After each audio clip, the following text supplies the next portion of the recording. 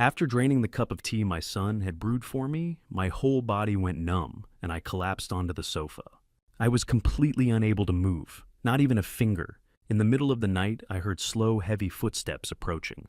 I lay still in the darkness, holding my breath as I listened to them whispering beside me. Make it look natural. We have to silence him until the day of the trial. What happened next has haunted me since then. Thank you for being here with me. Before we dive in, leave a quick comment. Have you ever had to rebuild trust after a family betrayal? Just yes or no is fine. Your answer might be exactly what someone else reading needs today. Quick note, some details have been adjusted for storytelling, but the core message is what matters most. 20 minutes after drinking the tea my son made me, I felt the tingling in my legs. At 67, I thought I knew my body. 20 years fixing ship engines in the Navy taught you to read systems, hydraulic pressure, electrical current, the difference between normal wear and catastrophic failure. So another 20 years running my mechanical workshop in Waco only sharpened that instinct. But sitting in Clayton's Houston living room that Monday night in October, exhausted from 3 weeks of unpacking boxes and settling into his house, I didn't recognize the warning signs in my own body. Clayton had appeared in the doorway at 9 o'clock, carrying a steaming mug, still wearing his business suit despite the late hour. At 42, my son had become the image of success. I'd raised him to be sharp, polished, always in control. "Dad, you look exhausted," he said, setting the mug on the coffee table in front of me. "I made you chamomile tea. It'll help you sleep." I looked up surprised. Clayton wasn't the type to make tea. In the 3 weeks since Eleanor died, and I'd moved from Waco to stay with him, he'd barely been home. Always working, always busy. The gesture caught me off guard. "That's thoughtful, son. Thank you." He smiled, brief practiced. "Just rest. You've been working too hard at your age." The tea smelled floral, slightly sweet. I lifted the mug and drank, grateful for the warmth. Clayton watched me drain the entire cup before he nodded and disappeared upstairs. I heard his bedroom door close, followed by silence. I set the empty mug down and leaned back against the leather couch, letting my eyes drift shut. 3 weeks of grief sat heavy on my chest. Eleanor's funeral, selling the Waco house, packing 40 years of life into boxes. Moving in with Clayton had seemed practical. What else was I going to do at 67 alone? Then the tingling started, my feet first. A pins and needles sensation, like they had fallen asleep, except I hadn't been sitting on them. I flexed my toes inside my boots, trying to shake it off. The tingling spread to my ankles, my calves. I tried to stand. My legs buckled. I collapsed back onto the couch, hands gripping the armrest. The leather felt slippery under my palms, no weight. My hands were going numb. I looked down at my fingers. They moved when I commanded them, but sluggish, clumsy, like I was wearing thick gloves. "Clayton," I called out. The word came out weak, barely a rasp. I tried again. "Help!" My tongue felt thick. My jaw wouldn't cooperate. The sound died in my throat. My heart started hammering. 20 years in the Navy, I'd seen men panic in emergencies, flooded engine rooms, electrical fires, trapped spaces. Panic killed you faster than the crisis. I forced myself to breathe slowly, assess the situation, identify the problem, what was happening to me. The numbness climbed my thighs, my chest. My arms hung useless at my sides, now fingers twitching, but unable to grip anything. I tried to push myself upright, but my body wouldn't respond. It was like the connection between my brain and my muscles had been severed. Thoughts firing, signals sent, nothing received. Stroke, the word flashed through my mind. But I'd always been healthy. Never smoked, barely drank, worked with my hands my whole life. No family history. And strokes didn't feel like this, did they? This was too symmetrical, too complete. I managed to turn my head slightly, just enough to see the clock on the wall. 9:45, 15 minutes since I'd finished the tea. My breathing came shallow, now labored. Each breath took effort, like learning the mechanics all over again. In, out, in, out. I focused on that rhythm, the only thing I could still control. By 10 o'clock, I couldn't move my head anymore. By 10:30, I couldn't blink properly. By 11, I couldn't move at all. My body had become a cage. My mind screamed commands: move, your hand, turn your head, call for help, and nothing happened. Nothing. I lay there on Clayton's couch, staring at the ceiling, completely paralyzed, while my brain stayed terrifyingly alert. The house was silent except for the refrigerator's hum from the kitchen, my own shallow breathing. my heart hammering against my ribs like it was trying to escape the prison my body had become. I drew on everything the Navy taught me. Engine room, flooded watertight door, jammed. You don't panic. You observe. You listen. You wait for the opening. So, I observed. The ceiling had a small water stain in the corner. The couch smelled like leather conditioner. My left boot had come untied. At some point I could see the lace dangling in my peripheral vision, but I couldn't look down to confirm it. I listened. No footsteps upstairs. Clayton's bedroom door hadn't opened. The house settled around me, creaking slightly as the October night cooled. A car drove past outside. Then silence again. A mechanic's instinct doesn't leave you even when your body does. When something stops working, there's always a cause. Systems don't fail randomly. There's always a reason: a blown seal, a severed wire, a contaminated fuel line. I thought about the tea, the uncharacteristic kindness, the way Clayton had watched me drink the entire cup. This isn't natural. The thought crystallized slowly, each word forming with terrible clarity in my paralyzed mind. This wasn't a stroke. This wasn't a medical emergency. Something had been done to me. Someone had done this to me. I lay there in complete darkness. Now the lights had been off when I collapsed, and I couldn't reach the switch. Staring at a ceiling I could no longer see clearly.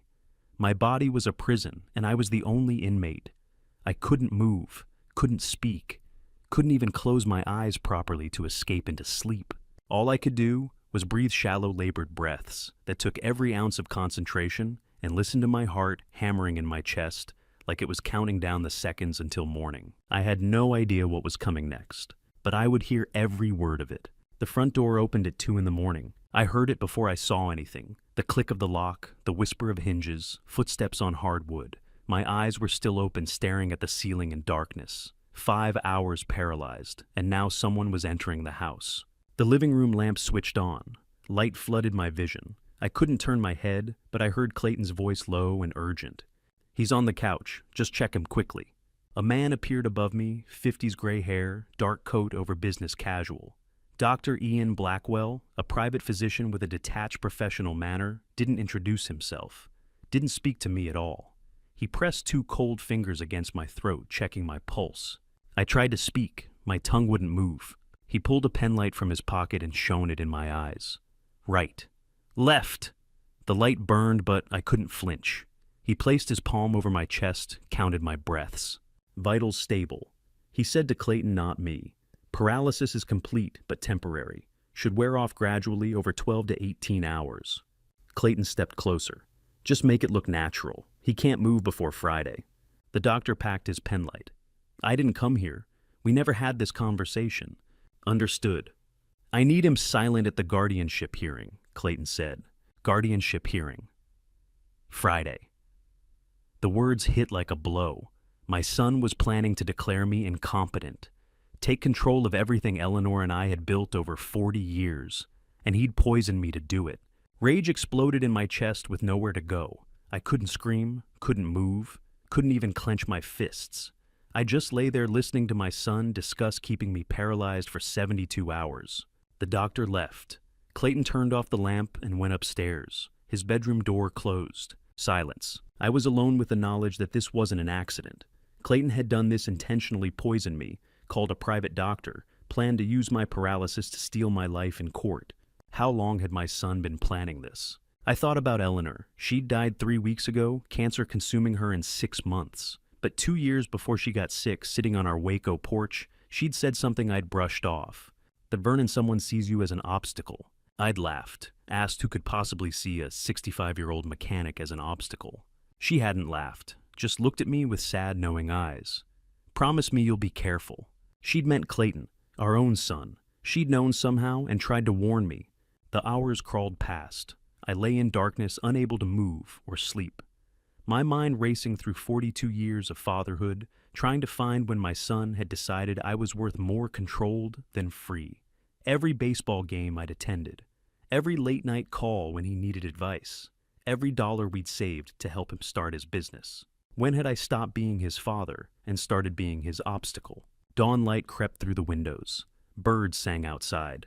The house woke around me, pipes creaking, refrigerator, humming sounds of a normal Tuesday morning that was anything but normal. At 6 o'clock, a car pulled into the driveway. A key turned in the lock. Different footsteps, lighter, quicker. Celeste Garrett came into the living room and stopped dead. Clayton's wife, 37, worked nights as a nurse at Houston Methodist. She stood there in her scrubs, staring at me sprawled on the couch, face going white. "Oh my God, Vernon?" She rushed over, knelt beside me, pressed warm, shaking fingers to my neck, checking for a pulse. "Clayton!" she shouted toward the stairs. "Clayton, get down here. Your father, he's not moving." Clayton's bedroom door opened. Footsteps on the stairs. Unhurried, calm. Celeste already had her phone out. "I'm calling 911 o iu, the police station because." "No." Clayton's hand closed over hers, gently taking the phone. "Don't." She stared at him. "What, Clayton, he needs help. He just fell. Probably got dizzy blood pressure." His voice was soothing, reasonable. "Calling 911 now will postpone Friday's court hearing. We need that guardianship order to get him into a proper care facility. You know he can't keep living alone at his age." Celeste looked from Clayton to me and back. I could see the conflict on her face, medical training, screaming to call for help, trust in her husband pulling the other way. "I just let him rest," Clayton said. "We'll check on him after work. If he's not better by tonight, we'll take him to the ER ourselves." Celeste hesitated, then nodded. She set her phone on the table. Clayton took her arm, guided her toward the door. They left together. The deadbolt turned from outside. Locked in, imprisoned in my own body in my son's house. I lay there as morning sun crept across the floor. 7 o'clock, 7:15. The house silent except for my breathing, 7:30. I focused everything I had on my left hand. Every ounce of will, every spark of rage, every memory of 20 years fixing broken engines everyone else said couldn't be fixed. Move, just move. My left index finger twitched, small, weak, barely visible. But mine. I did it again. The finger moved. Then the middle finger. A tremor ran through my hand. The drug was wearing off. The doctor had said 12 to 18 hours. I'd been down for nearly 11. By 9:15, I could move my arms. The tingling that had started in my left finger spread through my hands up my wrists into my forearms. I flexed my right hand, stiff, clumsy, but responding. My shoulders ached when I tried to lift them, muscles screaming after hours of paralysis, but they moved. I curled my fingers into fists, released, again. The movements felt foreign, like operating machinery with rust in the gears, but I was getting control back. My legs were weaker. When I shifted my weight on the couch, my thighs trembled and my feet barely responded, but I could feel them now. The drug was wearing off faster than the doctor had promised. 9:20. Clayton and Celeste had left at 7. They wouldn't be back until after 5. I had maybe 8 hours, maybe less if Clayton came home during lunch. I couldn't afford to wait. I rolled off the couch onto the floor. The impact sent pain shooting through my shoulder, but I bit down on it. 20 years in the Navy, fixing engines in cramped spaces, taught you how to move when movement seemed impossible. You used your core, your upper body. You didn't panic. I crawled across the living room toward the window. My legs dragged behind me half dead weight, but my arms had strength left from 40 years of workshop labor. Pull, breathe, pull, breathe. The distance from couch to window was maybe 15 feet. It felt like a mile. When I reached the window, I gripped the sill and pulled myself up. My legs buckled, but held just enough to keep me semi-upright. I pressed my palms against the frame and pushed. It slid up. Unlocked, I stared at the open window, barely comprehending. Clayton had locked the front door from outside, locked me in like a prisoner, but he'd forgotten the window, or assumed I'd be too paralyzed to reach it. Or maybe, and this thought hit me hard, he'd gotten sloppy, overconfident. His mistake. I gripped the frame with both hands and started lowering myself through. The opening was narrow, but I was lean, always had been. My upper body strength held as I let my weight shift outside legs dangling in empty air. For a moment I hung there, arms trembling, looking down at grass 8 feet below. 20 years ago, I could have done this drop easy. At 67, with legs still half numb from poison, it was going to hurt. I let go. The fall felt longer than it was. I hit the grass-hard knees, buckling, and rolled onto my side. Pain shot through both legs, but nothing cracked. Nothing broke. I lay there in damp morning grass, catching my breath, smelling dirt and October air and freedom. I stood. Slowly. My legs shook like a newborn calf's, but they held. I moved along the side of the house toward the garage, one hand on the siding for balance.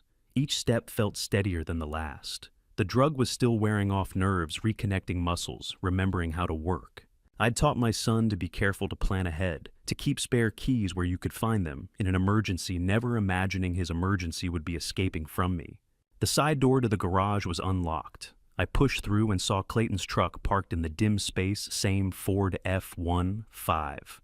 Oh, I'd helped him buy 3 years ago when his credit was maxed. I'd co-signed the loan, trusted him. My eyes went to the wall beside the door. There it was, an old brass hook tarnished green with age, with a single truck key hanging on it, the spare key. Exactly where I'd taught him to keep it 30 years ago, when he was 12. Always keep a spare key on the hook, son, I'd told him. Always. You never know when you'll need it. The habit that once meant safety now meant escape. I grabbed the key, and as I did, I saw Clayton's jacket draped over the chair. Dark blue windbreaker. I checked the pockets, maybe he'd left his phone, something I could use. No phone. But there was a business card. I pulled it out. Heavy cardstock, professional.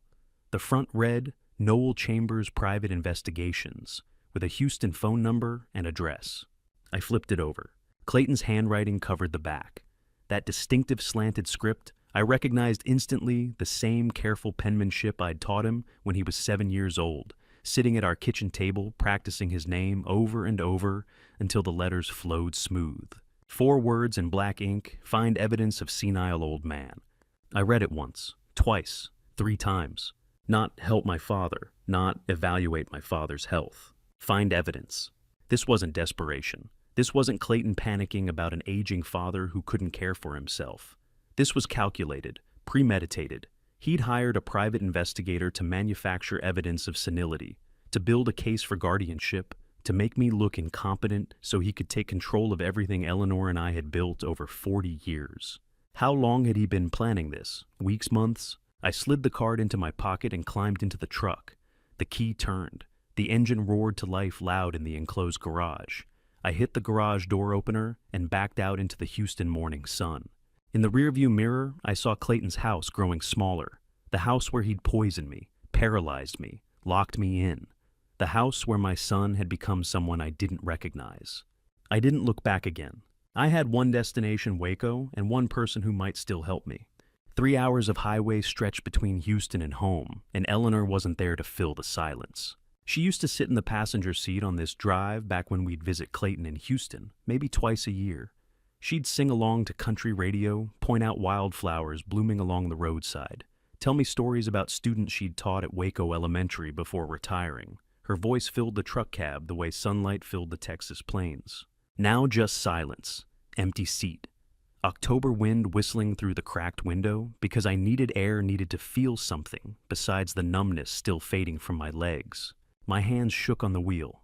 3 hours since I'd escaped through Clayton's window, and I still couldn't make them steady. The drug was mostly gone. I could feel my feet on the pedals, could grip the steering wheel, could work the turn signals, but the tremor remained. Maybe it wasn't the drug anymore. Maybe it was rage. I kept seeing that business card, Clayton's handwriting. Find evidence of senile old man. How long had he been planning this? While Eleanor was dying in hospice, had he been meeting with private investigators? While I was packing up our Waco house after her funeral, had he been researching guardianship laws? While I was grieving alone in that empty house, had he been plotting how to steal everything we'd built? The highway stretched flat and endless. I-45 South, the same route Eleanor and I had driven 100 times over 40 years. Waco to Houston. Houston to Waco. Taking Clayton to college. Visiting for holidays. Helping him move into new apartments. New houses always moving up. Always ambitious, my son. Eleanor used to say that with pride in her voice. Now I heard the warning underneath. I'd replayed that porch conversation 100 times since escaping through Clayton's window. Each time it landed differently. The first time I'd heard her words as worry. Now I heard them as a diagnosis. Eleanor had named the threat 2 years before it struck, and I'd smiled and patted her hand and told her she was overthinking. She hadn't answered, just looked at me with those sad knowing eyes and made me promise to be careful. I'd assumed she meant Celeste, Clayton's wife. Maybe Eleanor had picked up on tension. I'd missed some rivalry between daughter-in-law and father-in-law over Clayton's attention. It made sense at the time. Eleanor had always seen people more clearly than I did. 20 years of marriage taught me that much. but she hadn't meant Celeste. She'd meant Clayton, our own son. The realization hit me somewhere around Huntsville, passing the prison towers, rising from the flatlands. Eleanor had known. Somehow she'd known that Clayton saw me as something to be removed, controlled, managed. She'd tried to warn me, and I'd been too blind to understand. What else had she known? What else had she seen that I'd missed? I remembered something else, a tin box Eleanor kept under our bed in the Waco house. Old metal painted blue, rusted at the corners. She'd kept letters in it, important documents, things she wanted to preserve. I'd packed it when I moved to Houston, brought it with me. It was probably still in Clayton's guest room, where I'd been staying mixed in with the boxes I'd never finished unpacking. I needed that box. Whatever Eleanor had saved, whatever warnings she'd left, I needed them. But going back to Houston meant walking into Clayton's trap. Friday was 3 days away, the guardianship hearing. If I showed up paralyzed and incoherent, I'd lose everything. If I didn't show up, he'd probably win by default. I had to fight back, but I couldn't do it alone. Waco appeared on the horizon at 12:15, familiar skyline, familiar streets. The town where I'd raised my son and buried my wife and built a life that was supposed to mean something. I drove past our old house, sold now to a young couple with kids. Past the workshop I'd closed after Eleanor died. Past the elementary school where she'd taught second grade for 25 years. I pulled up in front of Lester Whitfield's house. Lester, 65. A retired history teacher who'd lived next door for 20 years, opened his front door before I could knock. He took one look at me, still wearing the clothes I'd slept in, hair uncombed, face probably pale from hours of poison working through my system, and his eyes widened. He didn't ask questions, just stepped aside. "Let's come in," he said. "Coffee's hot." I walked into the familiar living room. Same brown couch Eleanor and I had helped him move in 15 years ago. Same bookshelf overflowing with history texts and Civil War biographies. Same smell of coffee and old books. "You look like hell, Vernon. Sit down." I sat at his kitchen table. Lester poured 2 mugs of coffee black and sat across from me. He waited. Trust when you've been betrayed by your own blood feels like walking on a frozen lake, testing each step before putting weight down. But Lester had been our neighbor for 20 years, had helped us move furniture, had brought casseroles after Eleanor's funeral, had never asked for anything, never wanted anything except friendship. I told him everything. The tea, the paralysis, the doctor checking my vitals at 2 in the morning, Clayton's whispered conspiracy about the guardianship hearing, Celeste finding me and being stopped from calling for help, my escape through the window, the business card with Clayton's handwriting, find evidence of senile old man, 45 minutes of talking. Lester listened without interrupting, without doubt. Without that look people give you when they think you're losing your mind. When I finished, he looked at his coffee cup for a long moment. Then he looked me straight in the eye. "I believe you," he said, simple, certain, every word. The relief nearly broke me. Lester set down his coffee cup and leaned forward. "Eleanor once asked me to keep a secret," he said quietly. "I think it's time to tell you." The kitchen clock ticked. I waited.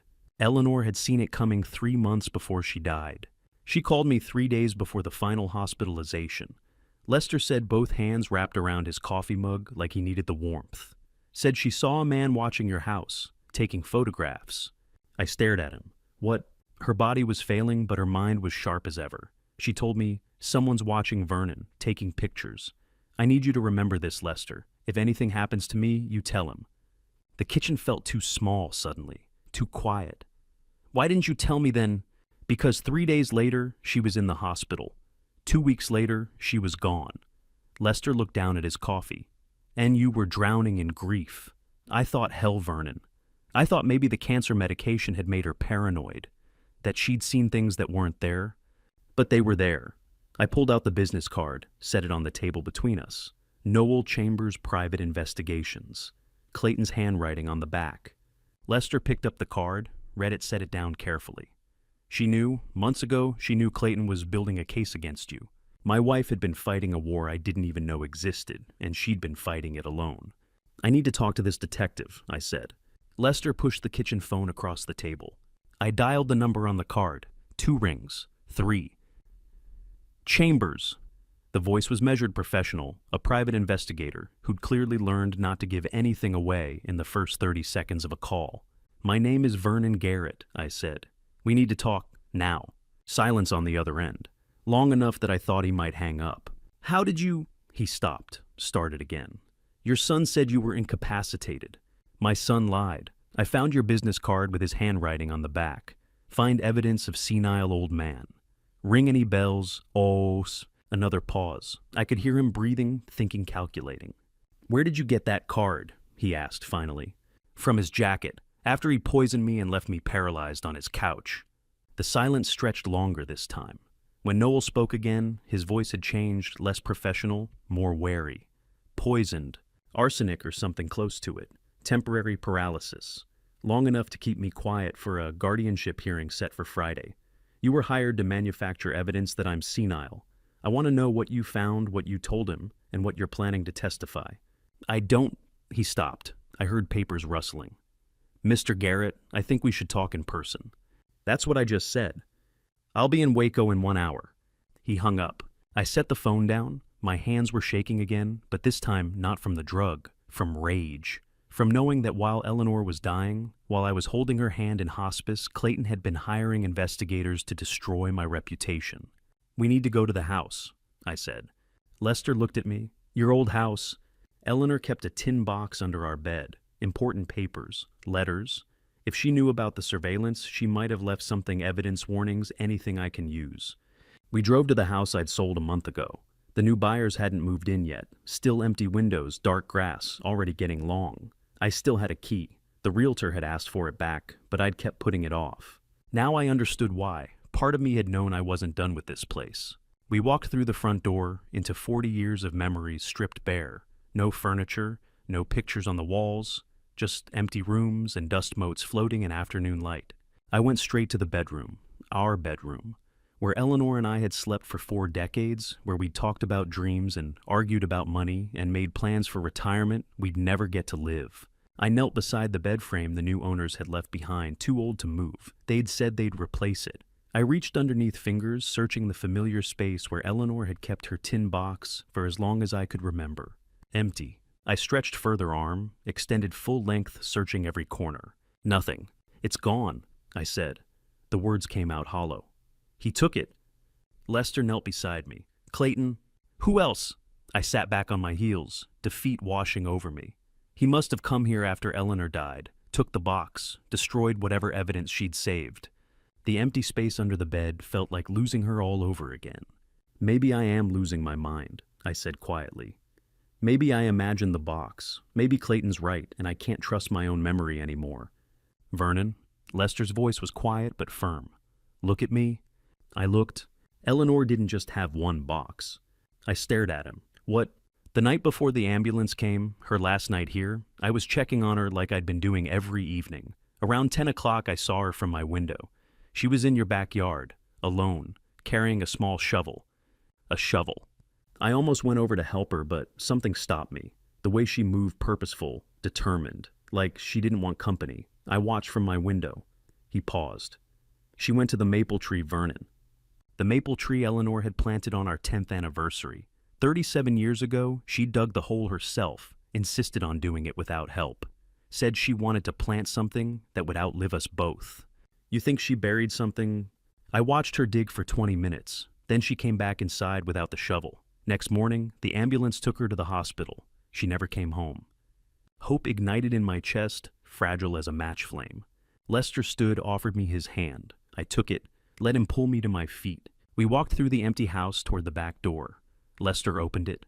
Afternoon, Texas sun poured into the dusty hallway, harsh and bright. Through the doorway, I could see the backyard overgrown, now unmowed for weeks. And there at the far edge of the property line stood the maple tree, taller than I remembered, wider, 37 years of growth.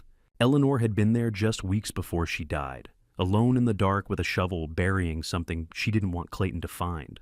Yeah, I followed Lester into the backyard. Whatever Eleanor had buried was still waiting. The Texas soil was hard as concrete. Lester retrieved a shovel from the garage, probably the same one Eleanor had used that last night. He stood beneath the maple tree eyes, scanning the ground, then pointed to a spot about 3 feet from the trunk. Right here, he said.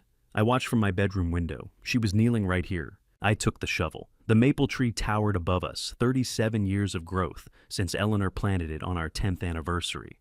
Back then, it had been just a sapling thin as my wrist. We'd been young, broke, nothing but a mortgage and a dream. Now that sapling was taller than our house had ever been, and Eleanor was gone. I drove the shovel into the ground. The blade barely penetrated October, had baked the soil hard. I put my weight behind it, used my boot to force it deeper. The impact jarred through my spine. Again and again. Lester offered to take a turn, but I shook my head. This was mine to do. Eleanor had done this alone, dying weak from months of cancer eating through her. If she could dig in that condition, I could finish what she started. 30 minutes of brutal work. The afternoon sun beat down on my neck. Sweat soaked through my shirt. My mechanic's hands calloused from 40 years of workshop labor, started to blister. But I kept digging. 2 feet down, then 2.5. The shovel hit something solid. The sound was distinctive metal on metal, a sharp clang that echoed different from the dull thud of blade striking rock. I hit something, I said, my heart hammered against my ribs. I dropped to my knees, set the shovel aside, started clearing dirt with my hands.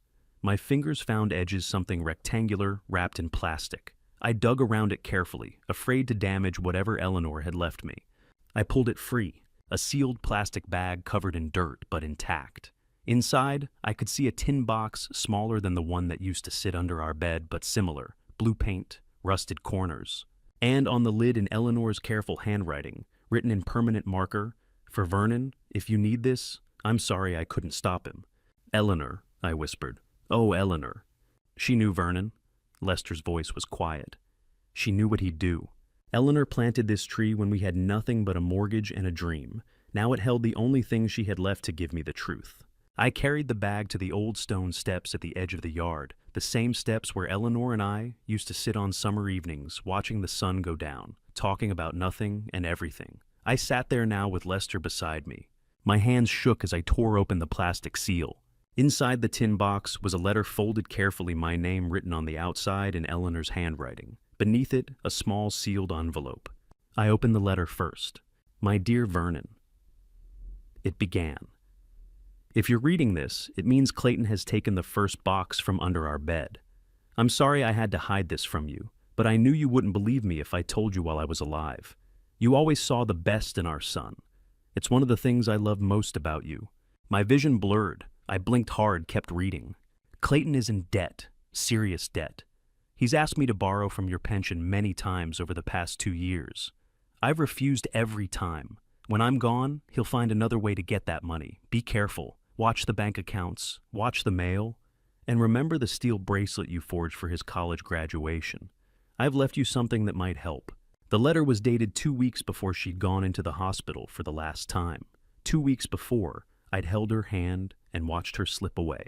He asked to borrow money. I looked at Lester. She never told me. "She was protecting you," Lester said quietly. "Even dying, she was protecting you. A mother's love for her son, even a son who'd grown into a stranger, dies hard. Eleanor had known what Clayton was becoming, had seen it long before I did, and still she'd tried to shield both of us. Shield me from the truth.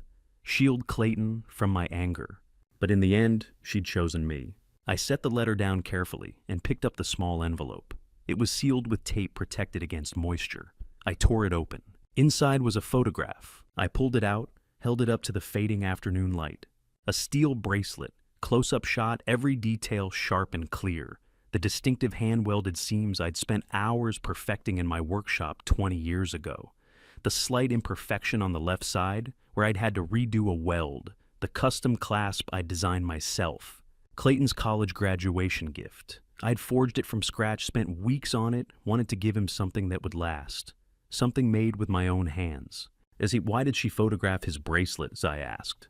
I made this, I said more to myself than to Lester. In my workshop, for his graduation. He wore it every day for years. She was preparing for something, Vernon, Lester said. She saw it coming. But how Eleanor had photographed this bracelet carefully documented every weld mark, every detail, like evidence in a case file. Like she knew someday I'd need to prove I'd made it, need to identify it. But identify it where, in what context? She'd been dead 3 weeks. How could she have known Clayton would need this bracelet identified? What did a 20-year-old graduation gift have to do with guardianship hearings and poison tea and stolen money? I stared at the photograph, at the bracelet I had made, with my own hands at the evidence my wife had left me, without explaining why. Eleanor had been building a case against our son before she even knew what crime he would commit. Then I heard a car pull into Lester's driveway next door. The man stepping out of the gray sedan wasn't expecting me to be standing upright. Lester and I walked from my backyard through the side gate to his driveway as the car pulled in. I still held Eleanor's letter in one hand, the bracelet photograph in the other. Noel Chambers, a 45-year-old private investigator with a weathered face and the careful movements of someone trained as a paramedic, stepped out of his worn gray sedan and stopped dead when he saw me standing in Lester's driveway. His eyes widened, his mouth opened slightly. He looked at me like I'd risen from the dead. "You're supposed to be unconscious," he said, "in a deep coma. As you can see, I'm not." I walked closer, let him see my face clearly. "Your employer lied to you." Noel's jaw tightened. He looked from me to Lester and back. "I've been deceived."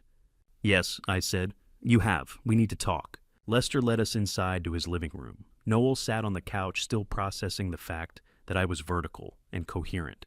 I remained standing, had the high ground, intended to keep it. I placed the business card on the coffee table in front of him. Clayton's handwriting faced up, "Find evidence of senile old man." Noel stared at it. His face darkened.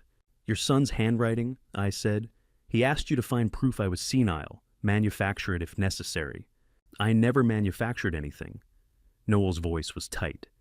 8 months I followed you, watched your routine, grocery shopping, workshop visits, coffee with friends. I found nothing wrong. Zero evidence of cognitive decline. I set Eleanor's letter next to the business card, then the photograph of the bracelet. "My wife died 3 weeks ago," I said. "Before she died, she wrote this, warned me about my son's debt, told me to remember the bracelet I forged for his graduation. Then she photographed it and buried the evidence under a tree." Noel picked up the photograph, examined it closely. His expression shifted something between respect and sorrow. "She was preparing for a war she knew was coming," he said quietly. "And you were part of it." I kept my voice level. "Whether you meant to be or not." "He told me you were declining." Noel set the photo down carefully. "Said you'd been forgetting things, getting confused, asked me to document it. When I couldn't find anything, he got angry, asked me to fabricate evidence. And I refused." Noel met my eyes. "I'm a lot of things, Mr. Garrett, but I'm not a fraud. Trust when you're 67 and your own son tried to erase you feels like learning to walk on a broken leg." But something in Noel's voice rang true. The way he'd said, "I've been deceived," not defensive, just cold recognition of fact.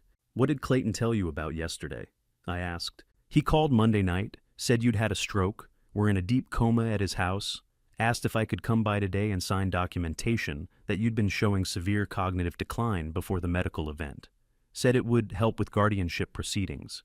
I felt the anger rise in my chest, forced it back down. "What did you say?" "I said I'd think about it. That's why I'm here to tell him I won't lie under oath, NDA or not." Noel paused. "But instead, I find you standing in a driveway, lucid as I am." "He poisoned me," I said. "Arsenic or something similar, temporary paralysis, long enough to keep me quiet for a Friday guardianship hearing." Noel's face went pale. "Poisoned. I escaped this morning through a window, found your business card in his jacket. That's when I called you." Noel looked at the business card again, at Clayton's handwriting. Something hardened in his expression, a decision being made. "I have an NDA with your son," he said. "If I break it, I lose my investigator's license. State board pulls certification for breach of confidentiality." I leaned forward. "An NDA doesn't protect you when you're an instrument of a crime." "I didn't commit any crime." "No, but in Texas, elder fraud is federal. If you know about it and conceal it, you're an accessory." I pointed at the business card. "You have documentation that my son hired you to manufacture evidence against me. That makes you either a witness or an accomplice. You choose." Noel's jaw worked. "So I'm damned either way. Break the NDA, lose my license. Keep quiet, become an accessory to a federal crime." "Now, that's about right," I said. "Except one path leads to bankruptcy, the other leads to prison." The silence stretched. Lester sat quietly in his chair, watching. I stood over the coffee table, watching Noel wrestle with the decision. Finally, Noel looked up at me. "Your son stopped contacting me 2 weeks ago. Complete silence. Then, Monday night out of nowhere, calls saying you're comatose and asks me to sign false documentation. He reached for his briefcase. I'll hand over the files, he said. Everything. Everything. 8 months of surveillance proving you're completely competent. Notes from every interaction with Clayton, including the conversations where he asked me to fabricate evidence. Noel pulled a folder from his briefcase and set it on the coffee table. And this. He pulled out a second folder, thicker than the first. What's that? I asked. When Clayton first hired me, he claimed you were mismanaging finances, forgetting to pay bills, making bad decisions. Asked me to investigate your bank accounts. Noel opened the folder, pulled out pages of transaction records. I found 7 withdrawals over 6 months, $127,000 total. $127,000, nearly a quarter of everything I'd saved in 47 years of work. He stole it, I said. Noel shook his head. He didn't just steal it, he was methodical, careful. Used your signature, forged it, I'm guessing. Made withdrawals small enough not to trigger automatic bank alerts. He paused, hand on the second folder. But that's not what you need to see. When I started asking questions at Bank of America, the manager pulled security footage for me. All 7 transactions. He looked at me. There's something on that footage you need to see in person. Something I can't explain in this living room. What is it? Tomorrow, Noel said. I'll take you to the bank tomorrow morning. You need to see it yourself. Noel opened his laptop on Lester's kitchen table and turned the screen toward me. Before we go to the bank tomorrow, he said, you need to see what I've been documenting for 8 months. It was 6 in the evening. We'd moved from Lester's living room to the kitchen coffee, brewing, the smell of it filling the small space. Noel's laptop screen glowed in the fading October light coming through the window. He clicked through files. Photographs appeared: me at the grocery store, me at the post office, me sitting on my workshop porch. Hundreds of photos, each one dated, time-stamped, annotated. 327 hours of observation, Noel said. February through September. I stared at myself through an investigator's lens. Strange, invasive, like watching a stranger live my life. Noel scrolled to the notes section. Every entry had the same conclusion repeated over and over in professional language. Subject appears cognitively sound. No decline observed. The subject engaged in normal daily activities. Memory sharp. No impairment detected. Subject demonstrated clear reasoning and decision-making capacity. 8 months of surveillance. Every single report saying the same thing. Every report, I said quietly, says I'm fine. Cognitively sound, no impairment, sharp memory. Noel looked at me. Your son paid me to prove you were losing your mind. I found nothing. Vindication felt hollow when it came from a stranger's camera lens. But I'd take it. Clayton called me monthly. Noel continued clicking to a different file, demanding progress reports. Each time I said I hadn't observed any decline, he got more frustrated. Noel pulled up a document, notes from phone conversations with Clayton, all dated and logged. By August, he was suggesting I might have missed signs. By September, he was explicit. Noel pointed to an entry dated September 20th. Exact words: I need something concrete. Make something up. I'm paying you enough. He asked you to fabricate evidence. The words came out flat. I shouldn't have been shocked, not after everything else. But hearing it stated so plainly, my son trying to buy false testimony. Multiple times, Noel said. That's when I told him we were done, terminated the contract, returned his final payment. And then 2 weeks of silence. Then Monday night he calls saying you're in a deep coma, asked me to sign medical documentation, stating you'd shown severe cognitive decline before the stroke. Noel closed the laptop. That's when I knew something was very wrong. My son hadn't just stolen my money, he'd tried to steal my identity, my competence, my right to exist as myself. Show me the financial records, I said. Noel opened the second folder, spread papers across Lester's kitchen table. Bank statements, transaction records, copies of withdrawal slips. 7 withdrawals, February through July. Amounts ranging from $15,000 to $25,000 each. Total $127,000. All from my Bank of America savings account. All bearing signatures that looked like mine, but weren't. Your son has been systematically draining your accounts for 6 months, Noel said quietly. I stared at the numbers. February 19th, 22,000. March 7th, 18,000. April 3rd, 15,000. 47 years I'd worked. 47 years of saving every dollar I could squeeze from workshop profits and Eleanor's teaching salary, retirement money, security, the cushion that was supposed to let us grow old without fear. That's a quarter of everything I saved, I said. My voice sounded distant. 40 years. We have dates, amounts, transaction numbers. Noel tapped the papers. Tomorrow we get the video footage. Then we have everything. $127,000, the cost of betrayal itemized and time-stamped. I didn't sleep much that night. Lester offered me his guest room. I lay there in the dark thinking about Clayton as a boy, teaching him to save money, opening his first bank account when he was 12, explaining compound interest, planning for the future. Now he was stealing mine. Wednesday morning, 9 o'clock. Noel drove us to Bank of America in downtown Waco, the same branch where Eleanor and I had opened our first joint account in 1977, where we deposited my Navy discharge pay, where we'd saved for Clayton's college. Margaret Hayes, the branch manager in her mid-40s with professional efficiency and no-nonsense demeanor, escorted us into her private office and pulled up the security system without hesitation. Once Noel presented his investigator credentials. Texas Elder Fraud Law, she said, typing on her keyboard. Bank is required to cooperate fully with authorized investigations. Mr. Garrett, I'll need you to sign this authorization. I signed. Margaret turned her monitor so we could see. 7 transactions, February through July, all flagged retroactively once Mr. Chambers brought them to our attention. The screen showed security camera footage, black and white, grainy, timestamp in the corner. February 19, 2024, 10:47 a.m. A person approached the teller window, face completely obscured, surgical mask, sunglasses, baseball cap, pulled low. Impossible to identify. The same pattern all 7 times, Margaret said, clicking through the footage. Full disguise, forged signature on withdrawal slip, requests cashier's check made out to cash. February, March, April. Each video showed the same thing, masked figure, forged paperwork, money disappearing. May 15th, transaction 4. The figure approached the counter, slid the withdrawal slip across to the teller, reached for a pen. Wait, I said.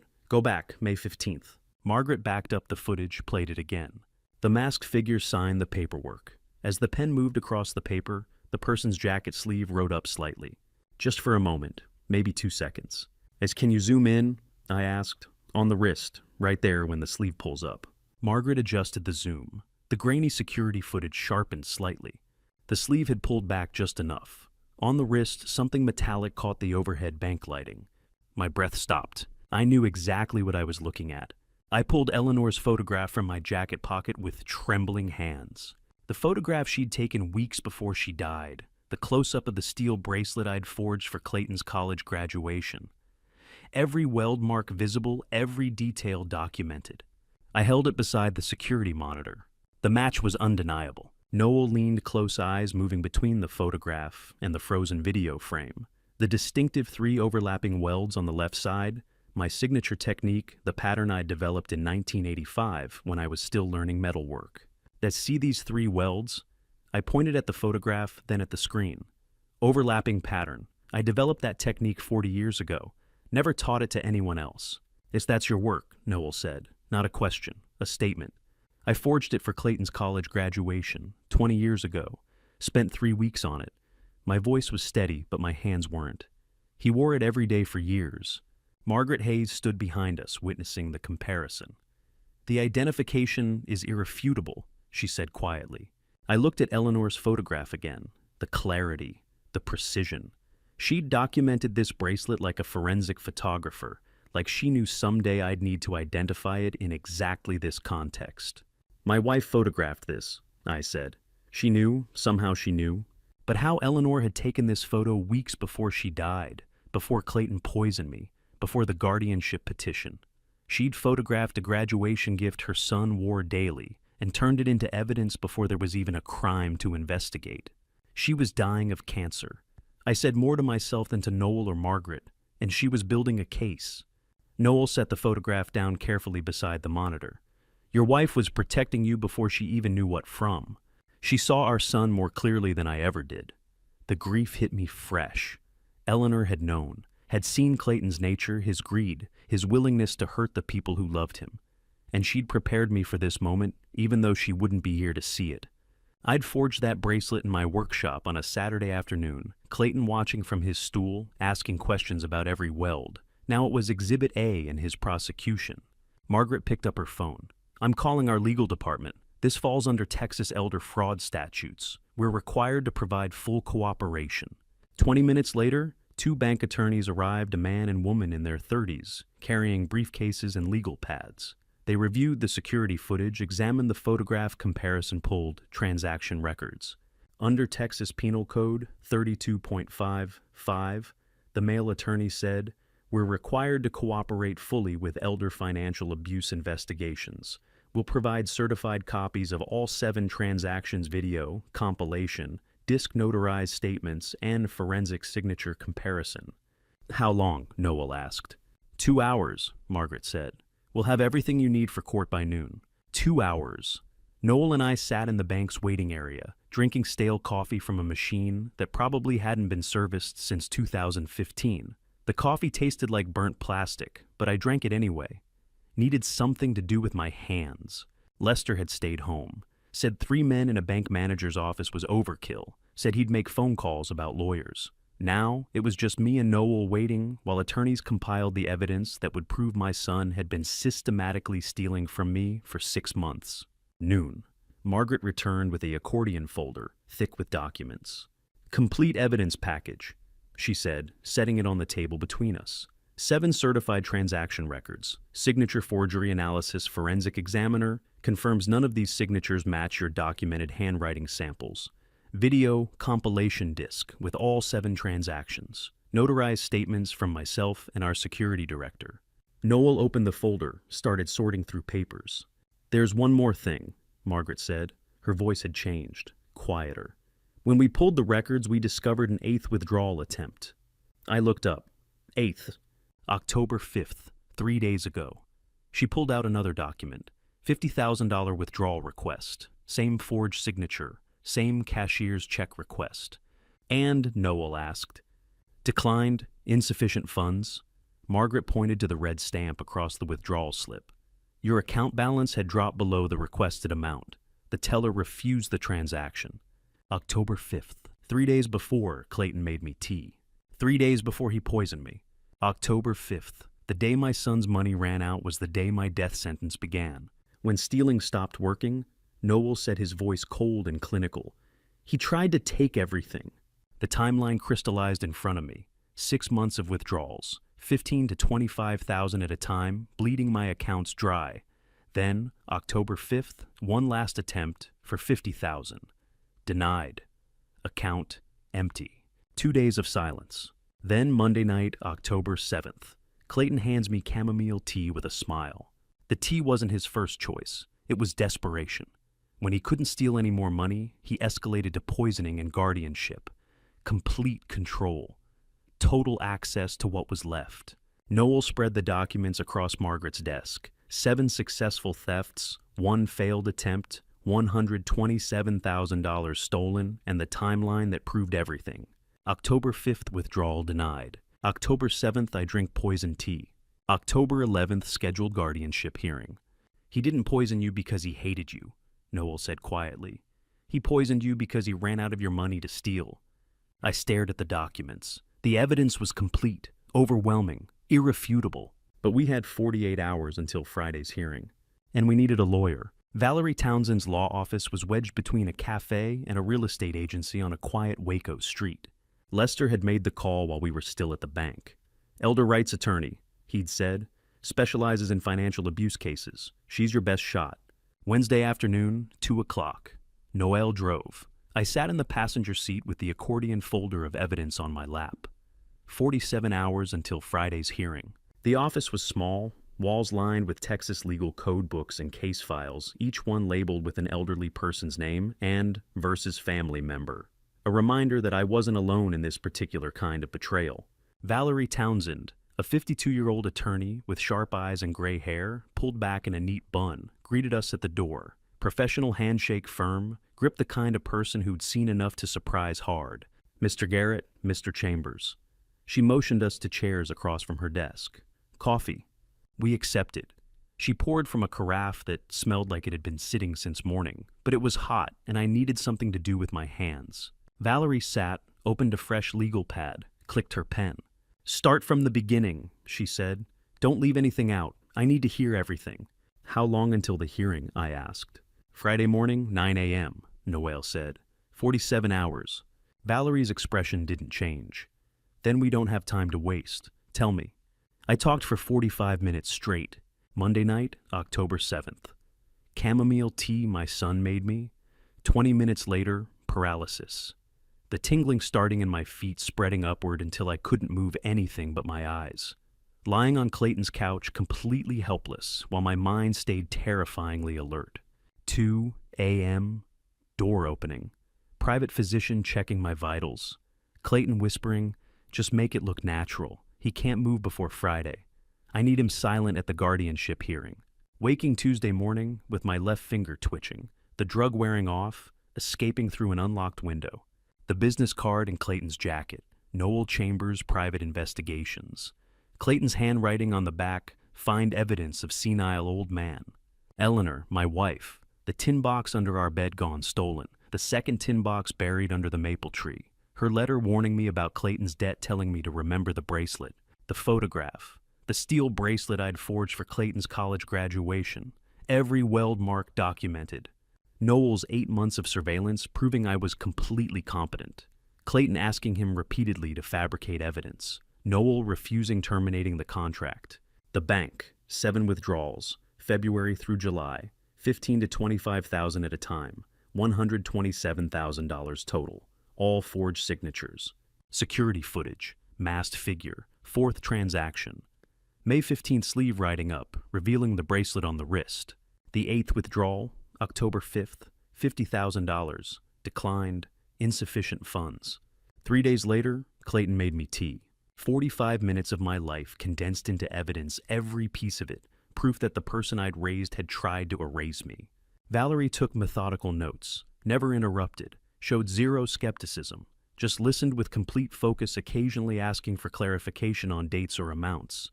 When I finished, she set down her pen and reviewed the physical evidence spread across her desk. Eleanor's letter, the bracelet photograph, the business card with Clayton's handwriting, bank documents, Noel's surveillance files, video compilation disc. She picked up Eleanor's letter, read it carefully, set it down with visible respect. "Your wife left evidence before she died," she said quietly. "Remarkable woman." She saw what I couldn't, I said. Valerie examined the bracelet photograph. "You forged this yourself in your workshop. 20 years ago, college graduation gift, spent 3 weeks on it." She set it beside a still frame printed from the bank security footage, the masked figure's wrist, the metallic glint catching overhead lights.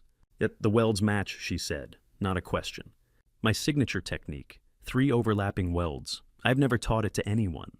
Valerie leaned back in her chair, fingers steepled, thinking. "This is elder financial abuse," she said. "Identity theft, wire fraud, all at the federal level." I looked at her. "Federal?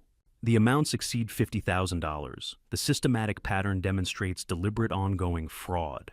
Cross-state banking transactions qualify as wire fraud." She pulled a legal codebook from the shelf, open to a marked page. "This isn't a civil family dispute, Mr. Garrett. This is federal criminal prosecution territory." Noel leaned forward. "Prison time. If we handle this correctly, your son won't just lose the guardianship petition, he'll be facing federal criminal charges." Valerie looked at me. $127,000 stolen. Wire fraud, identity theft, elder abuse. We're talking years, not months. The weight of that settled over the room.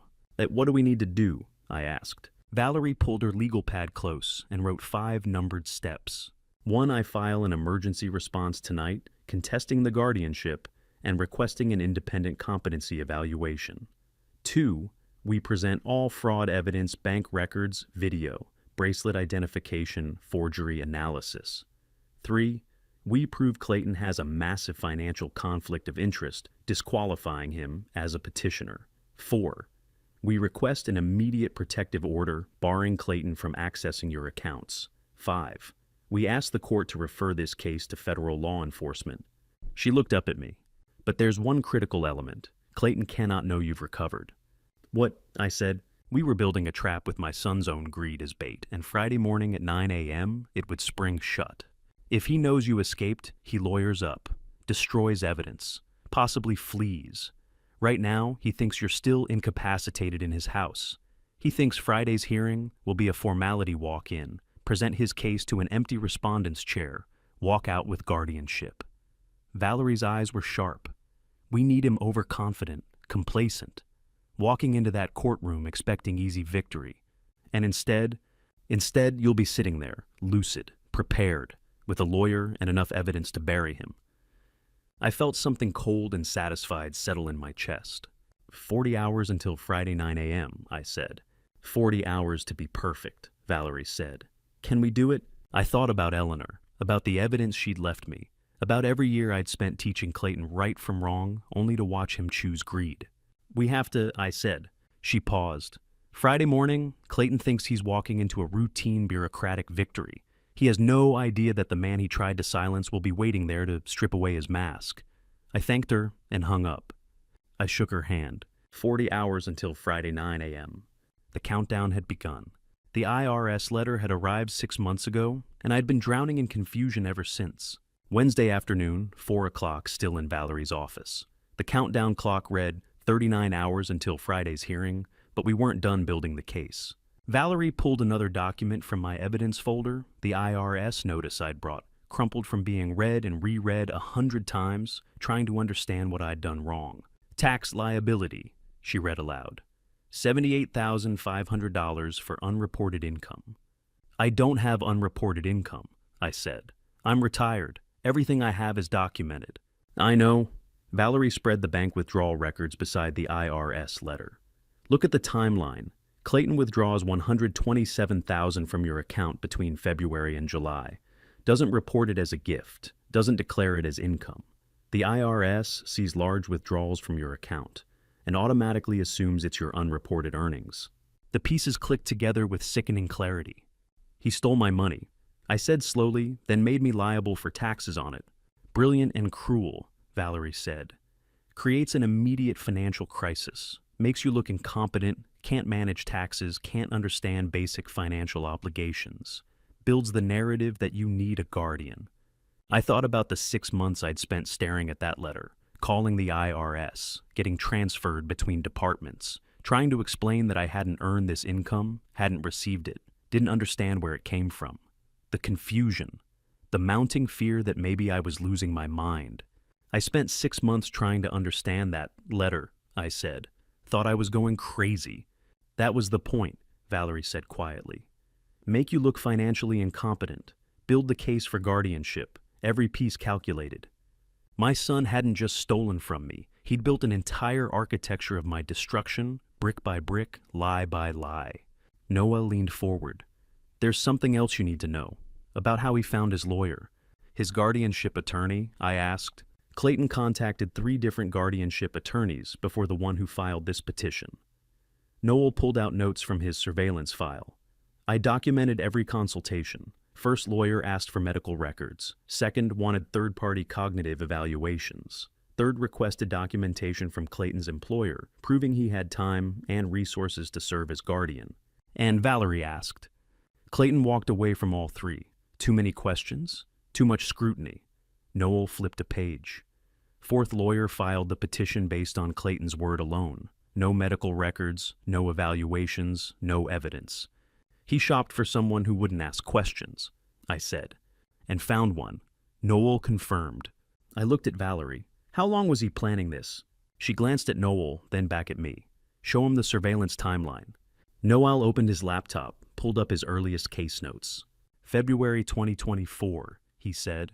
8 months ago, Clayton contacted me through a referral, said he was worried about his aging father showing signs of cognitive decline, asked me to document it discreetly. February, 8 months before I drank poison tea, before the guardianship petition, before I even knew I was in danger. Eleanor was alive, I said. My voice sounded distant. Barely, Noel said quietly. She'd just been diagnosed, had maybe 6-7 months according to the doctors. He pulled up photographs on his laptop. Me at the grocery store, me at the post office, me walking Lester's dog when he was out of town. I thought you were from that Austin contractor I had a dispute with, I said, remembering. Saw you around the neighborhood in February, March. Thought you were surveilling me for a lawsuit. Your son paid me $3,000 a month to follow you, Noel said. $3,000 a month for 8 months. $24,000 spent on surveillance alone before he even started stealing. Noel scrolled through his notes. First 2 months I recorded 3 incidents he thought were significant. You walked up to the wrong house one afternoon. Neighbor's place identical layout to yours. You searched for your keys for 5 minutes, found them in your jacket pocket. You called Lester by the wrong name, once corrected yourself immediately. Normal things, Valerie said. Exactly. I documented 0 cognitive decline, 0 evidence of dementia or confusion.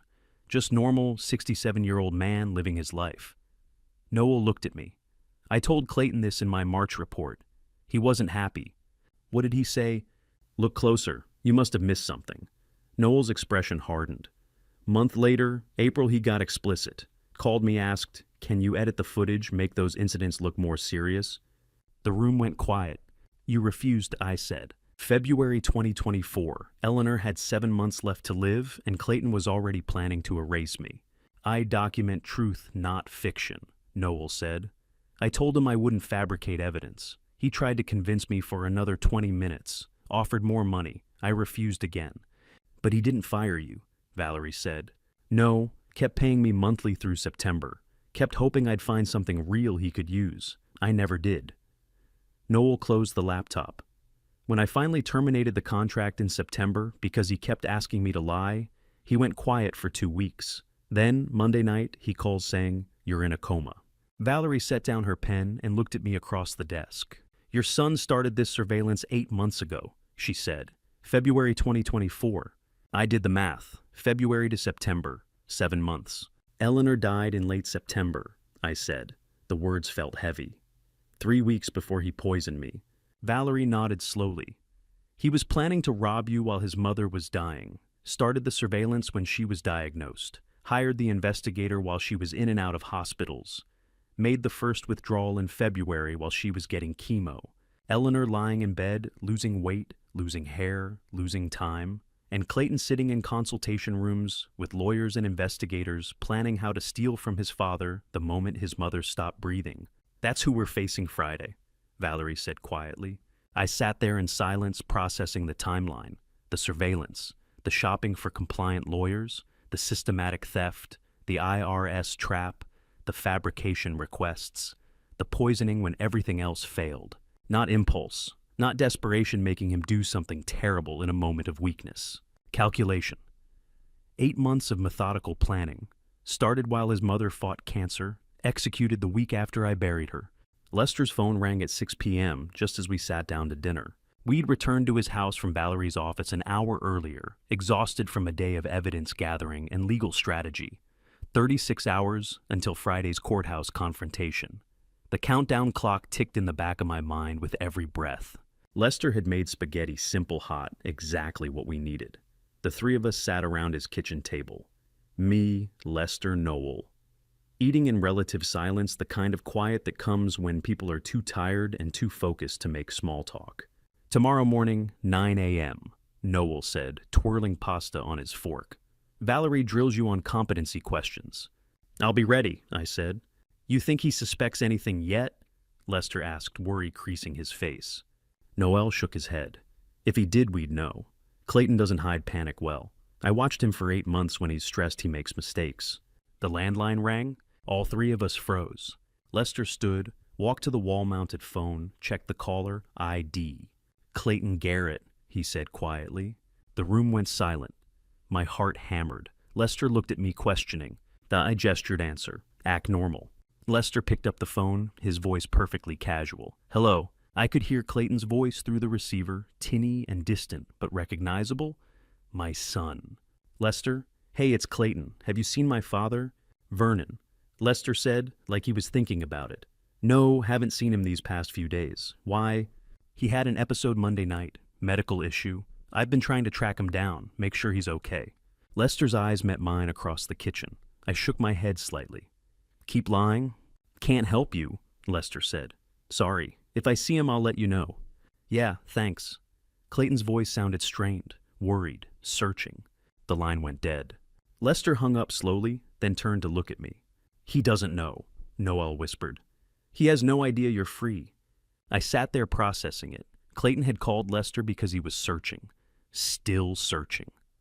3 days after I had escaped through his window, my son had no idea where I was or what I was doing. He thought I was still incapacitated, helpless, somewhere between his Houston house and a hospital bed, too confused or too sick to find my way back. My son's voice on that phone, worried, searching, clueless, was the sound of a trap about to spring shut. Clayton didn't know about the escape, the evidence gathering, Noel's defection, the bank video, the bracelet match, Eleanor's buried letters, Valerie, the emergency legal response being filed tonight. He was completely blind. Before I tell you what happened, when Friday morning finally came, are you still with me? Comment A, if you think Clayton deserves what's coming. B, if you think a father should show mercy, and tell me why in one sentence. Quick note, some details ahead are adapted for dramatic impact, but the message is what matters. I looked at Noel and Lester across the table. "He's searching," I said. "Still thinks I'm helpless somewhere." "He doesn't know about the evidence," Noel said. "The lawyer, any of it." Friday morning, I said slowly, he walks into that courtroom expecting an unopposed guardianship petition, expecting me to not show up or to show up incoherent and confused, expecting easy victory. Instead, Lester asked. We were playing chess, and Clayton thought he had already won, but he'd never seen the board from my side. "Instead, I'll be sitting there," I said, "fully competent, with a lawyer, with 8 pieces of evidence, with bank video showing his bracelet on the thief's wrist, with Eleanor's letter, with everything." The power had shifted without Clayton knowing. He thought he controlled the game, thought he'd poison me into submission, filed his petition counted down to Friday's formality. He had no idea that every move he'd made had left evidence, that his own investigator had turned against him, that his dying mother had prepared weapons for me to use. The phone rang again. We all jumped. Lester checked the ID. Different number, area code 512. "Austin," Noel said. "Answer it." Lester picked up. "Hello." A woman's voice, professional, familiar. "Lester, it's Valerie Townsend. Is Vernon still there?" Lester handed me the phone. "It's done," Valerie said without preamble. "Emergency response filed with Harris County Court. Judge Iris Sinclair reviewing the file tonight." I closed my eyes. The hearing, still Friday 9 a.m. But now, it's not Clayton's unopposed petition. It's a contested guardianship with both sides presenting evidence. You'll appear in person, demonstrating full competence. I've attached all 8 pieces of evidence to our response. "He doesn't know," I said. "No, and he won't until he walks into that courtroom and sees you sitting at the respondent's table with me beside you." Valerie's voice was cold and satisfied. "Your son has no idea what's coming Friday morning." The power had officially shifted. Clayton thought he controlled the board petition, filed hearing scheduled father, missing, and helpless. He thought he'd already won. Actually, I held all the pieces. Every piece of evidence, every witness, every strategic advantage. "The 36 hours, Valerie said. "Get some rest tonight. Tomorrow we prepare you for testimony. Friday morning at 9 a.m.